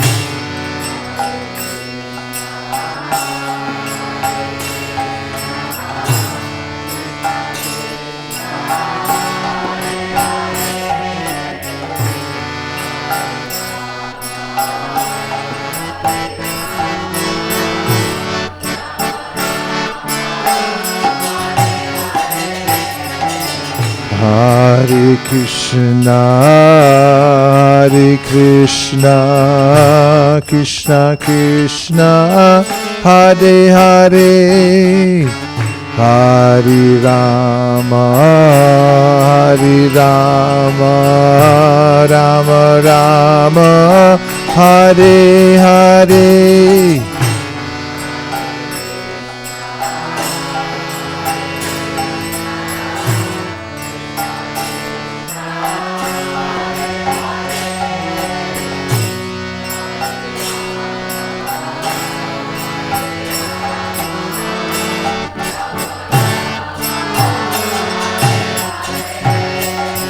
Hare Krishna, Hare Krishna,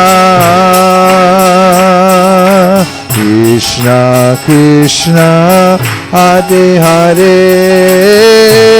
Hare Rama, Hare Rama,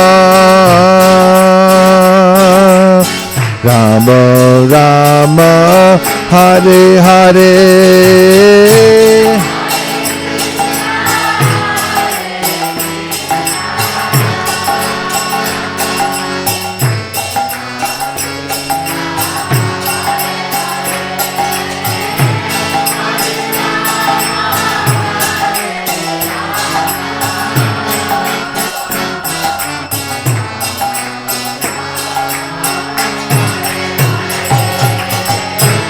Hare Krishna, Hare Krishna, Krishna Krishna, Hare Hare, Hare Rama, Hare Rama, Rama Rama, Hare Hare.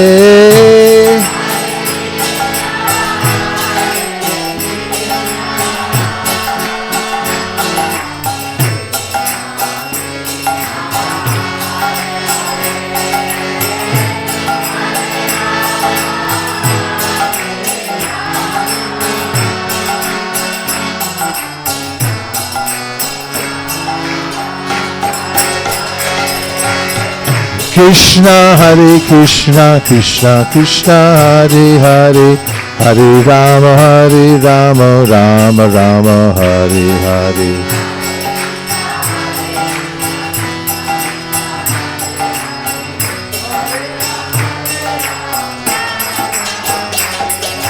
Hare Krishna, Krishna Krishna Hare Hare, Hare Rama, Rama Rama, Hare Hare.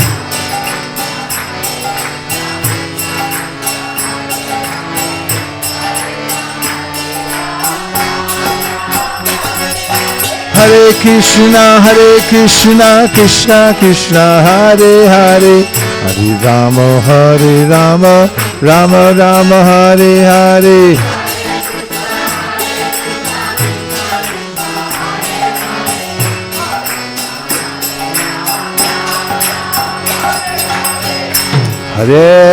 Hare Krishna,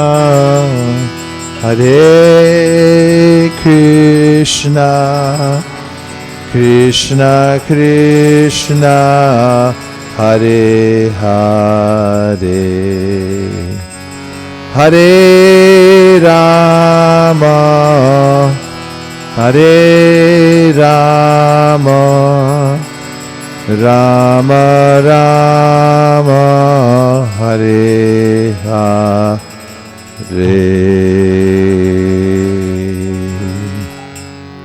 Go Premanande. So one of the most intimate of services that one can perform for the Supreme Personality of Godhead is cooking. And one of the reasons that we have a temple, especially with a commercial kitchen, is so that we can be ever progressive in increasing the quality of our cooking and the standards of our cooking. So all of you are Vaishnavas, and therefore it's a service that you can learn if you don't know it already. And if you already know how to cook, you can put yourself more and more into the service. But it is definitely one of the ways to conquer the hearts of people in the world and come very close to Krishna is through cooking. So please meditate on this, because we would like to make ISV one of the most famous temples in the world for its cooking, and take it very seriously, and qualify yourself also for cooking. To cook for the deities, one should have Brahminical initiation, and make this your life and soul, and then your life will be perfect, and everyone else will love you too. Hare Krishna. Thank you very much for considering my request, Hari Bol.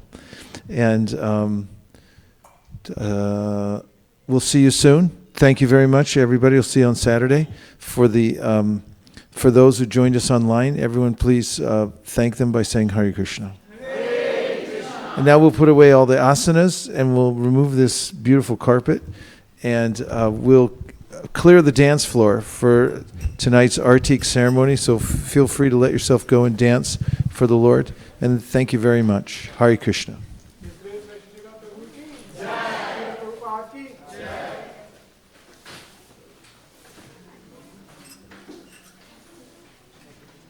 Sure, Bart. Thank you very much.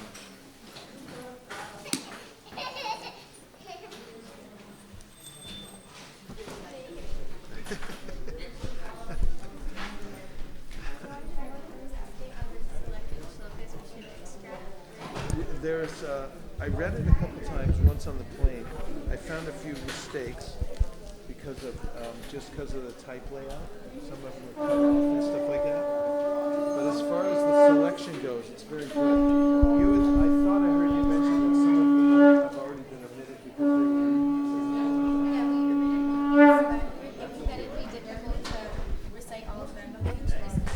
I think it's good for a study.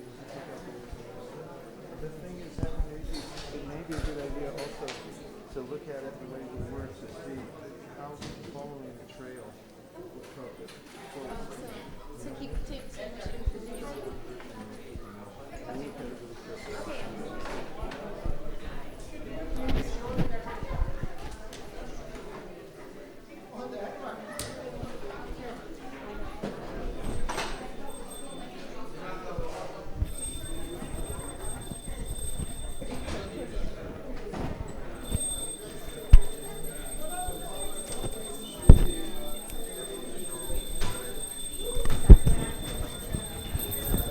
Swaminiti namine. Hare Krishna.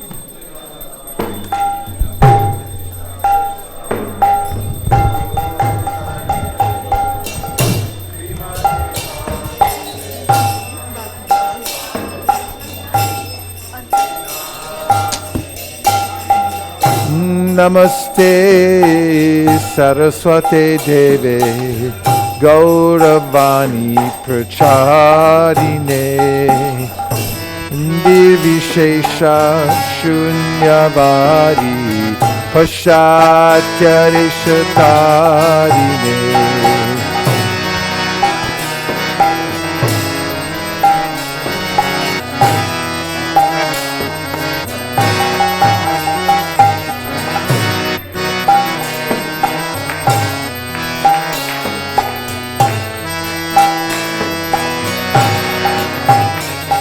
Jaya Jaya Gaura Chande Aruti Koshobha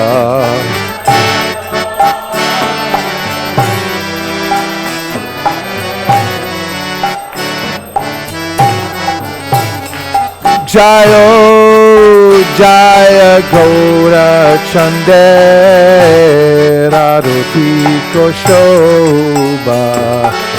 Children have to be accompanied by adults. I don't want them running around there unless their parents are there.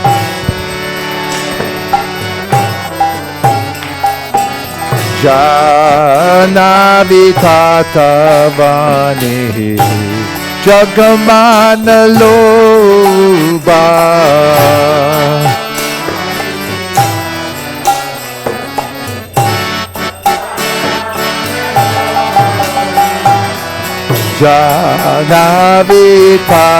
Janavitatavane Jagamanaloba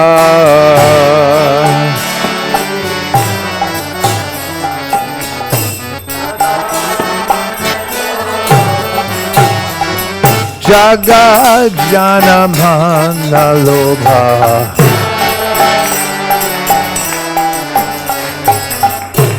Jagajanamhanalobha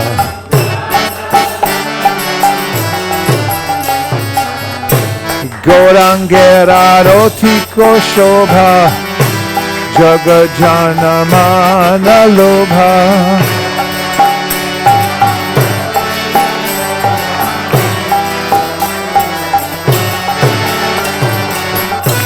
Gorangera Rotiko Shobha Jagajanamana Lobha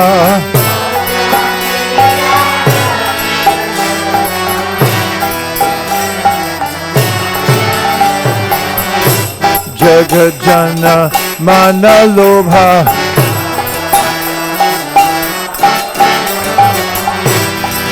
Jagajanamana Lobha Haribo, Haribo, Haribo, Nitai Gaura Haribo.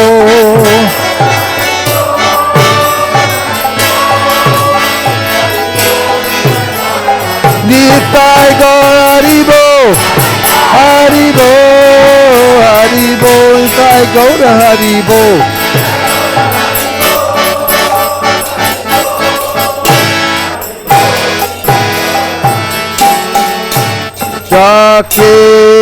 Jake Nitai Chan Bame Gadadhara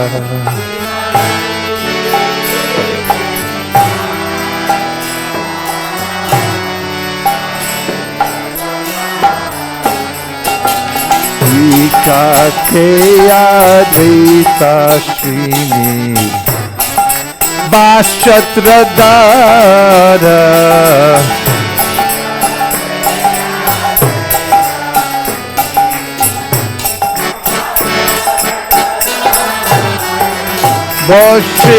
Boshe Ache Gaurachan Ratna Singhasane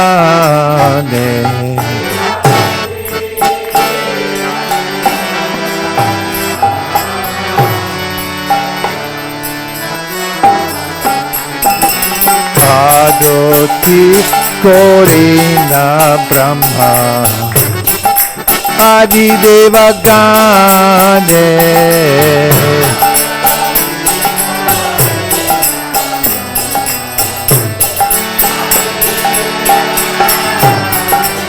Nara Hari Ari Kori Chamara Dhulaya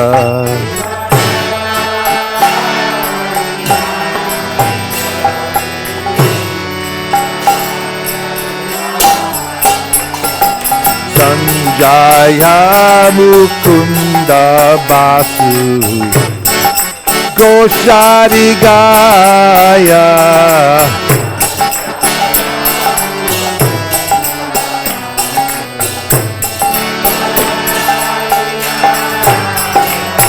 Shanta Baje Khanta Baje Baje Karatala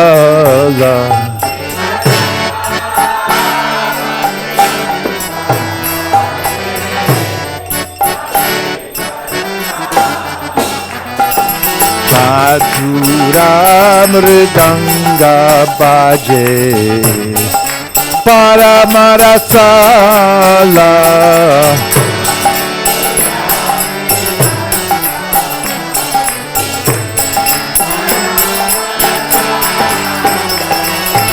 Madhura Mridanga Baje Paramarasala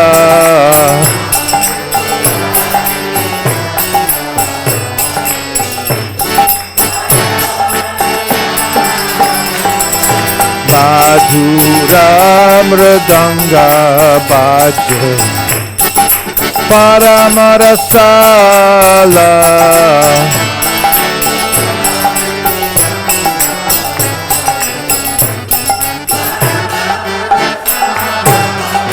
Hey Madhur Madhur Madhur Bhaje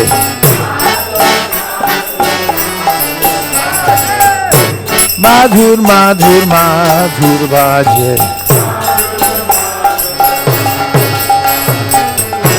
Shankha Baje Kanta Baje Madhur, madhur, madhur baje.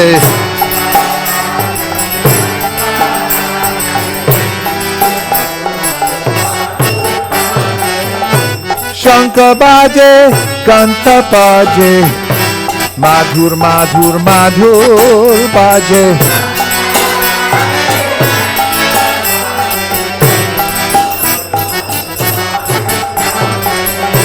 Madhur, madhur, madhur baje.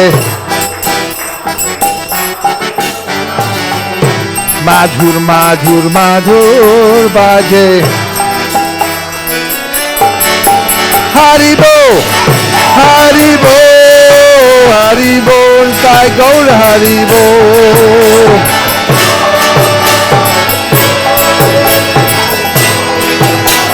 Nitai Gaur Haribo, Haribo, Haribo, Sai Gaur Haribo.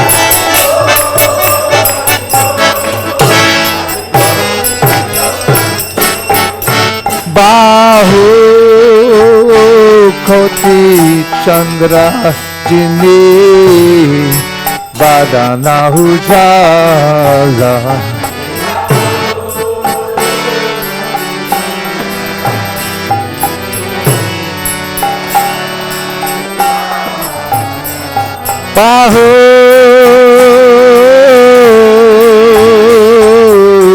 Bahu Koti Chandra Jini Vadana Ujala.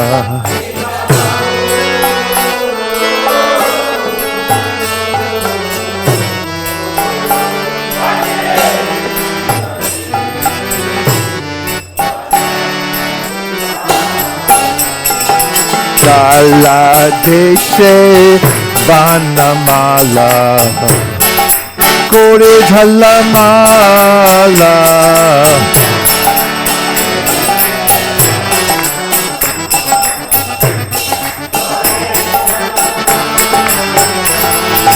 Jala Deshe Vanamala Kore Jhalamala.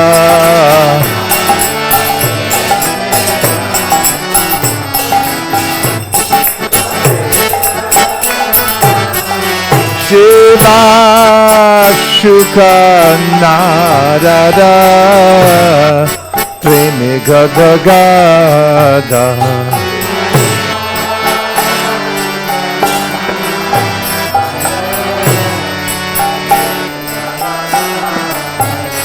Shiva Shuka Narada Preme Gagagada. Narada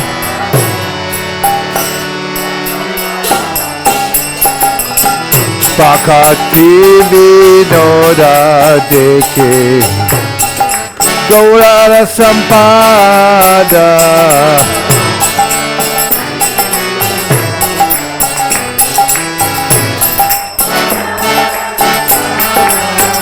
Thakur Bhakati Vinoda Dekhe Gaurara Sampada.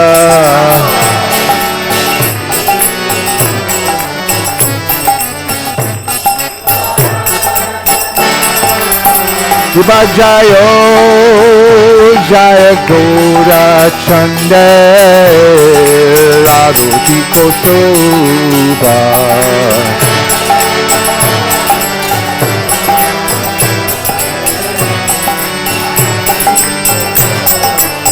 Shiva Jaya Jaya Gaura Chande Arati Kosoba.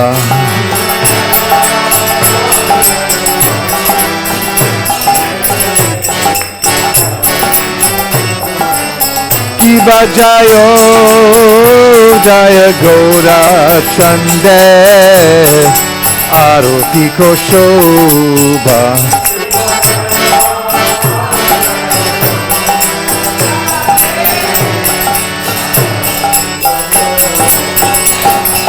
Jana Vitaka Vane Jagamana loba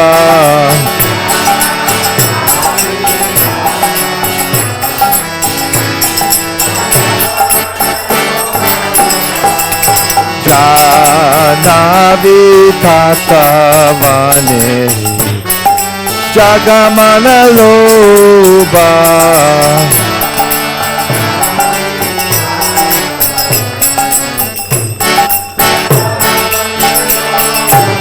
Jaya Shri Krishna Chaitanya Nityananda Shri Advaita Gadadhar Shivasadi Gaur Bhakta Vrinda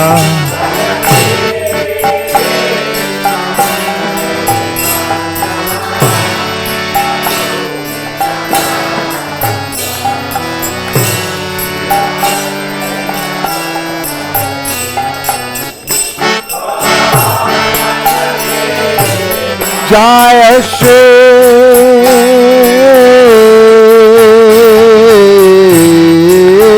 Krishna Chaitanya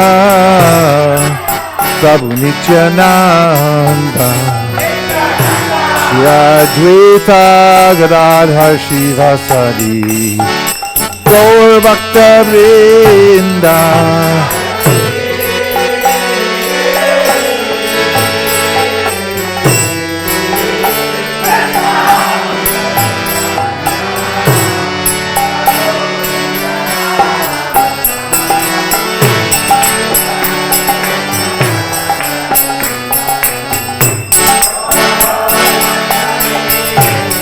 Jai Shri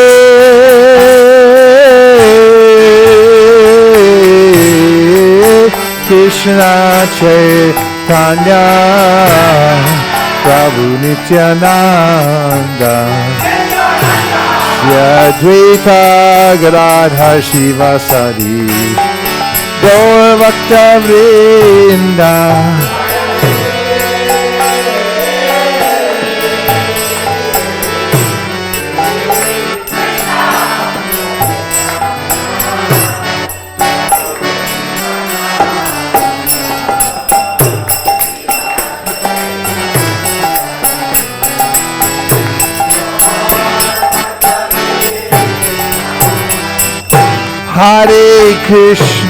Hare Krishna, Krishna Krishna, Hare Hare, Hare Rama,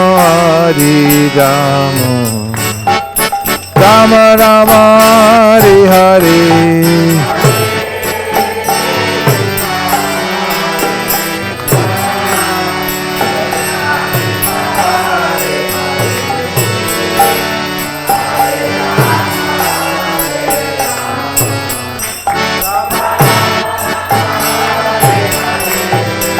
Hare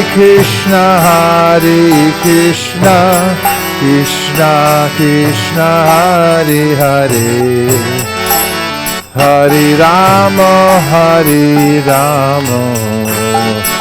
Rama Rama, Hare Hare.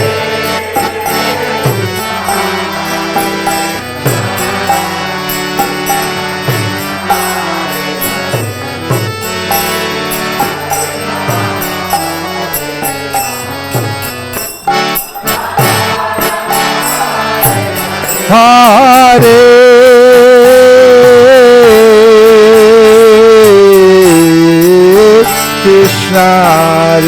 Krishna, Krishna Krishna, Hare Hare, Hare Rama, Rama Rama, Hare Hare.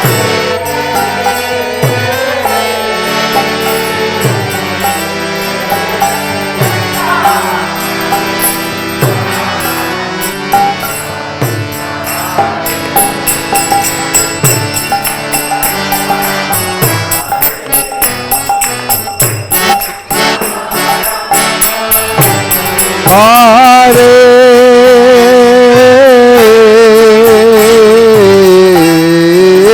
Krishna, Krishna Krishna Hare Hare Hare Rama Hare Rama Rama Rama Hare Hare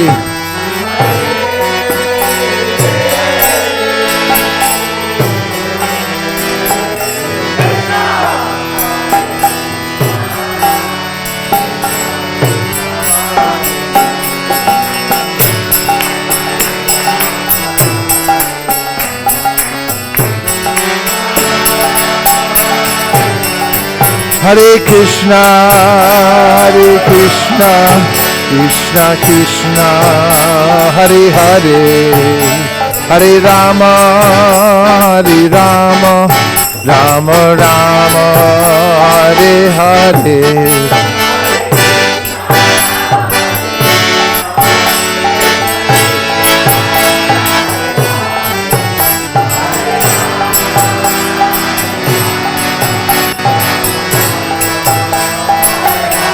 Hare Krishna, Krishna Krishna, Hare Hare, Hare Rama, Rama Rama, Hare Hare.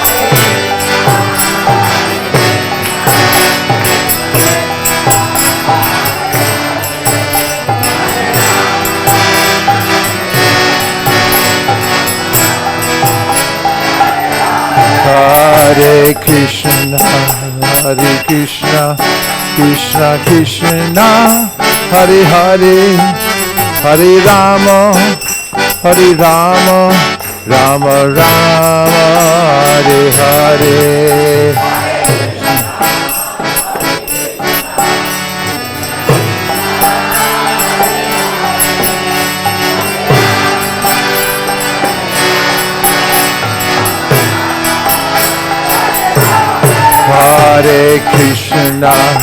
Hare Krishna, Krishna Krishna, Hare Hare, Hare Rama,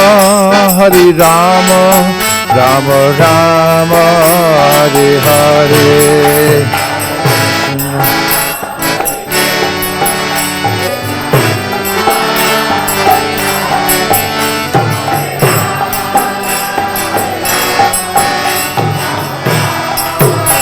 Hare Krishna, Krishna Krishna, Hare Hare, Hare Rama, Rama Rama, Hare Hare.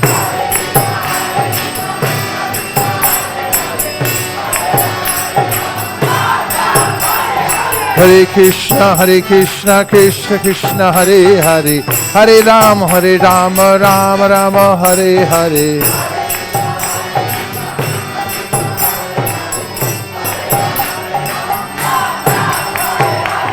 Hare Krishna, Krishna Krishna, Hare Hare, Hare Rama, Rama Rama, Hare Hare.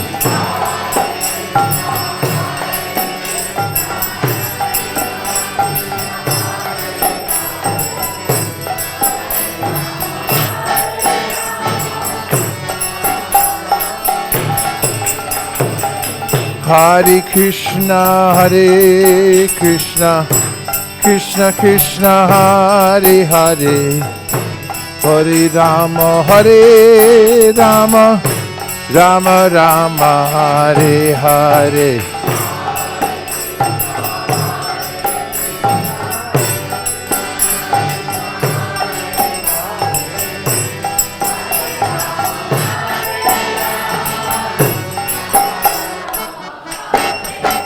Hey, Hare Krishna, Krishna Krishna, Hare Hare, Hare Rama, Rama Rama, Hare Hare.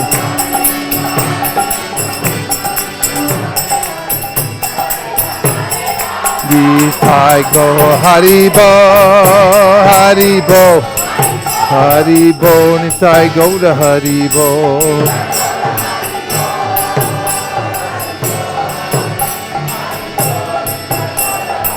Jaya Jaya Prabhupada, Jaya Jaya Prabhupada.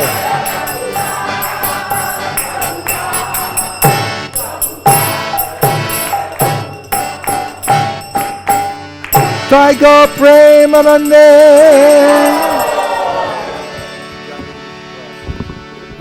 जय ओम विष्णुपाद परमहंस परिव्रजकाचार्य स्तोत्र सत his divine grace A C Bhaktivedanta Swami Srila Prabhupada की जय। ISKCON BBT founder आचार्य श्रील प्रभुपाद की जय ओम विष्णुपाद परमहंस परिव्रजकाचार्य स्तोत्र सत हिज डिवाइन ग्रेस भक्ति सिद्धांत सरस्वती गोस्वामी महाराज की अनंत कोटि वैष्णव वृंद की नाम आचार्य श्री हरिदास ठाकुर की प्रेम से कहो श्री कृष्ण चैतन्य प्रभु नित्यानंद श्री अद्वैत गदाधार श्रीवासादि गौर भक्त वृंद की श्री श्री राधा कृष्ण श्याम कुंड राधा कुंड गिरी गोवर्धन की ब्रजभूमि वृंदावन धाम की नवदीप मायापुर धाम की पुरुषोत्तम क्षेत्र जगन्नाथपुरी धाम की गंगामय की यमुनामय की भक्ति देवी की तुलसी महारानी की संवेत भक्त वृंद की ट्रांसेंडेंटल बुक डिस्ट्रीब्यूशन की all glories to assembled devotee, all glories to assembled devotee, all glories to assembled devotee, all glories, all glories, all glories to Sri Guru and Sri Gauranga. Bol Hari Bol.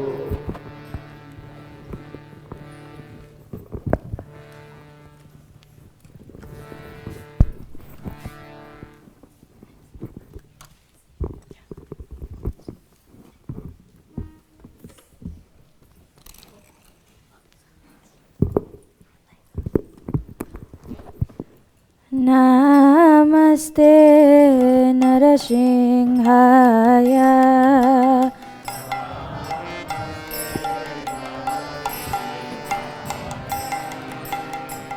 Namaste Narasimhaya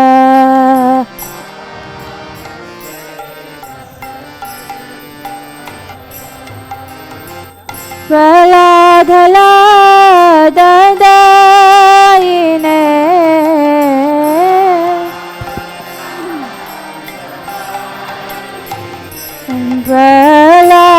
Praladhala Dadayine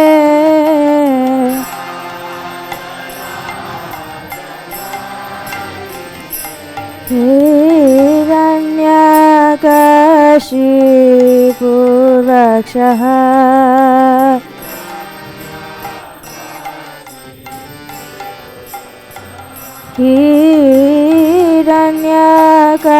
Hiranyakashipu Rakshaha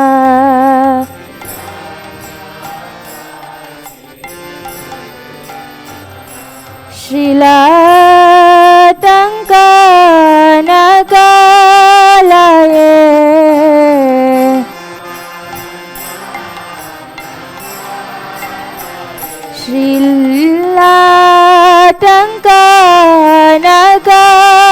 Shilatankanakalaye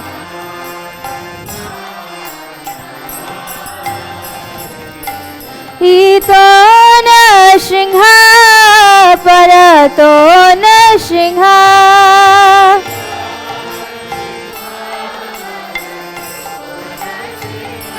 Ito na Singha Parato na Singha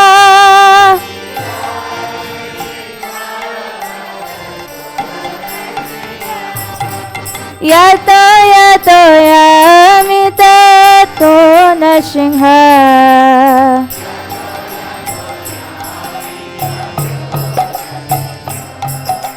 Yato yato yamita to na Singha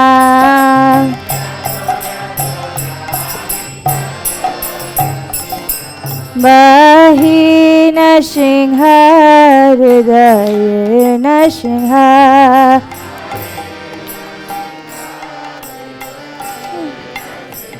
Bahi na Singha Hridaye na Singha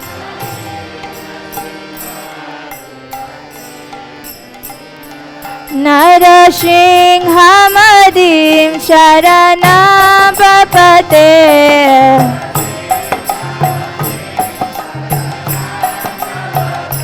Narasinghamadim Sharanam Prapate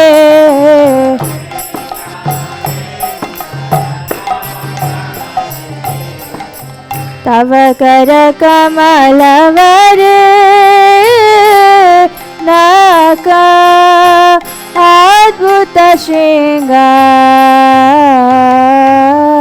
Dalita Hiranyakashipu तनुभृंगा केशवदीता नरहरिरूपा जय जगदीश हरे जय जगदीश हरे जय जगदीश हरे।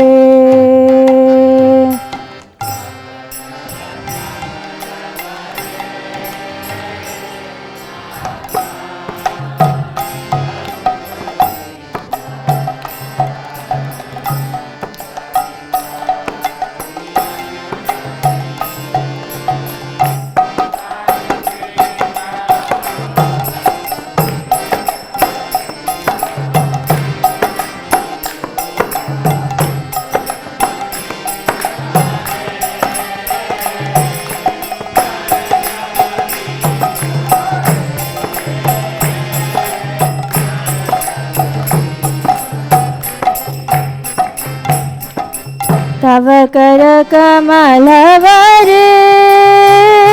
नाका अद्भुत शृंगार दलिता हिरण्यकशिपु तनुभृंगा केशवदीता नरहरिरूपा जय जगदीश हरे जय जगदीश हरे जय जगदीश हरे।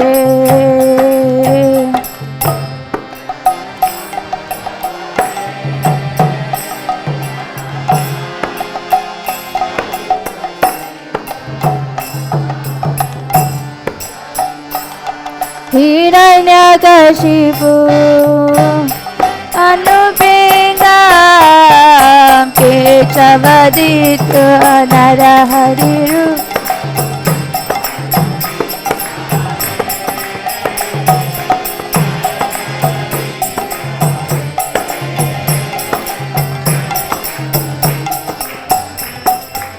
जय लक्ष्मी नरसिंह जय नरहरि जय लक्ष्मी नरसिंह जय नरहरि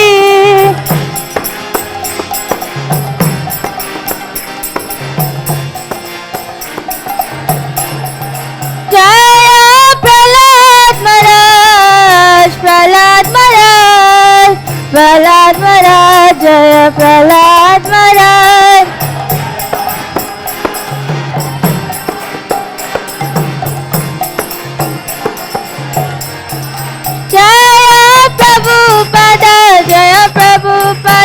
जय प्रभुपदा श्रील प्रभुपदा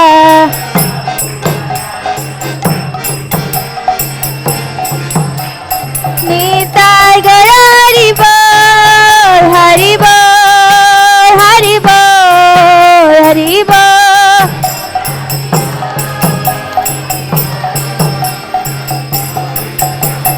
निताय गौर हरि बोल हरि बोल हरि बोल हरि बोल।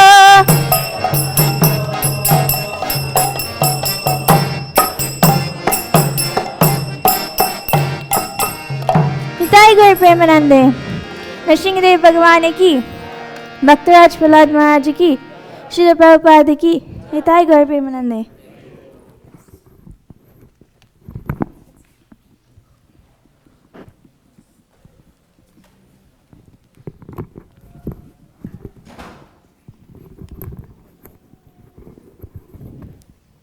हरे Krishna Krishna Krishna Hare Hare Hare Ram Ram Ram Hare Hare. We welcome you all to the Wednesday Feast program, and we're all elated to have His Grace Vaisheshika Prabhu back in town for a whole week of programs here at ISV.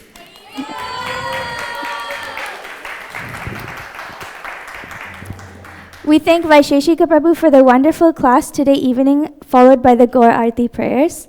Haribol.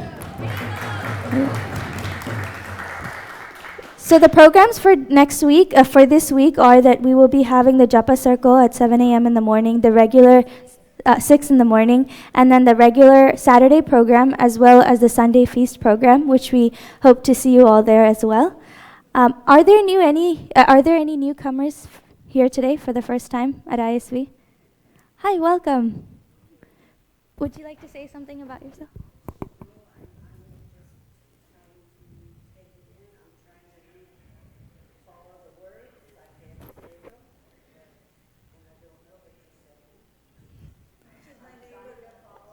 Yeah, that's so nice. Thank you for coming. Yeah, thank you. Yeah, that's very sweet. Haribol. Thank you. Would you like to recite?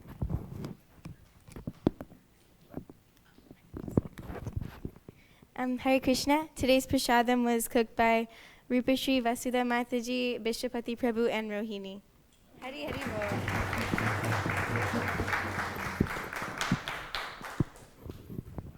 Now followed by prasadam prayers. Prasadam will be served in the corridor over there. Hare Krishna. Thank you for coming. I want to ask it. Do you know how to sing prasadam prayers?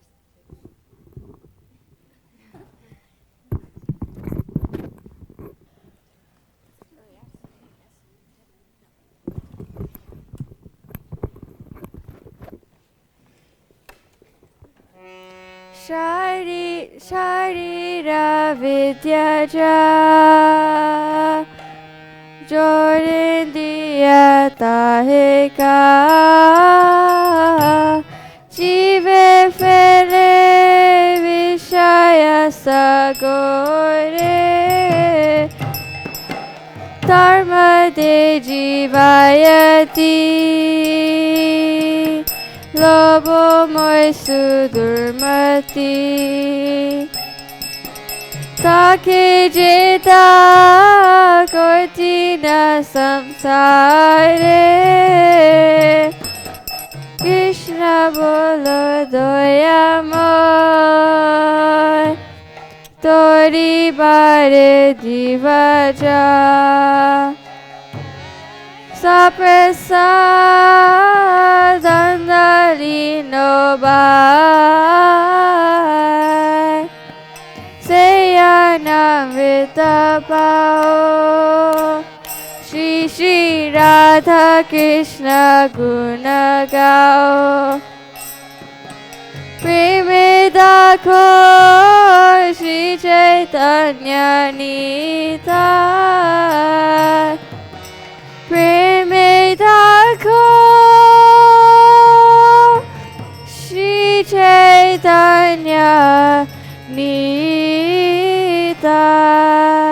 Mahaprasade Govinde Nama Brahmane Vaishnave Swapa Punya Vatam Rajan Vishwason Vatajayate Shade Sarva Dukhanam Anirasom Fajayate Prasanna Cheta Soyashu Buddhi Paryavatisha Svayopa Buddha Shatganda Vasolankar Charchita Utishta Bojino Dasa Savamayam Jayemahi Bhagavad Shri Mahaprasadam Ki Jai Nitai Gaura Hari Bol Hari Bol Hari Bol Nitai Gaura Hari Bol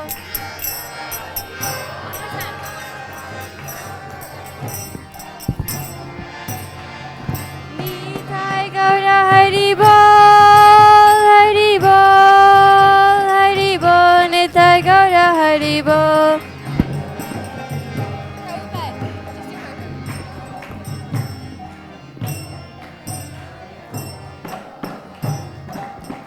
Please come take prasadam.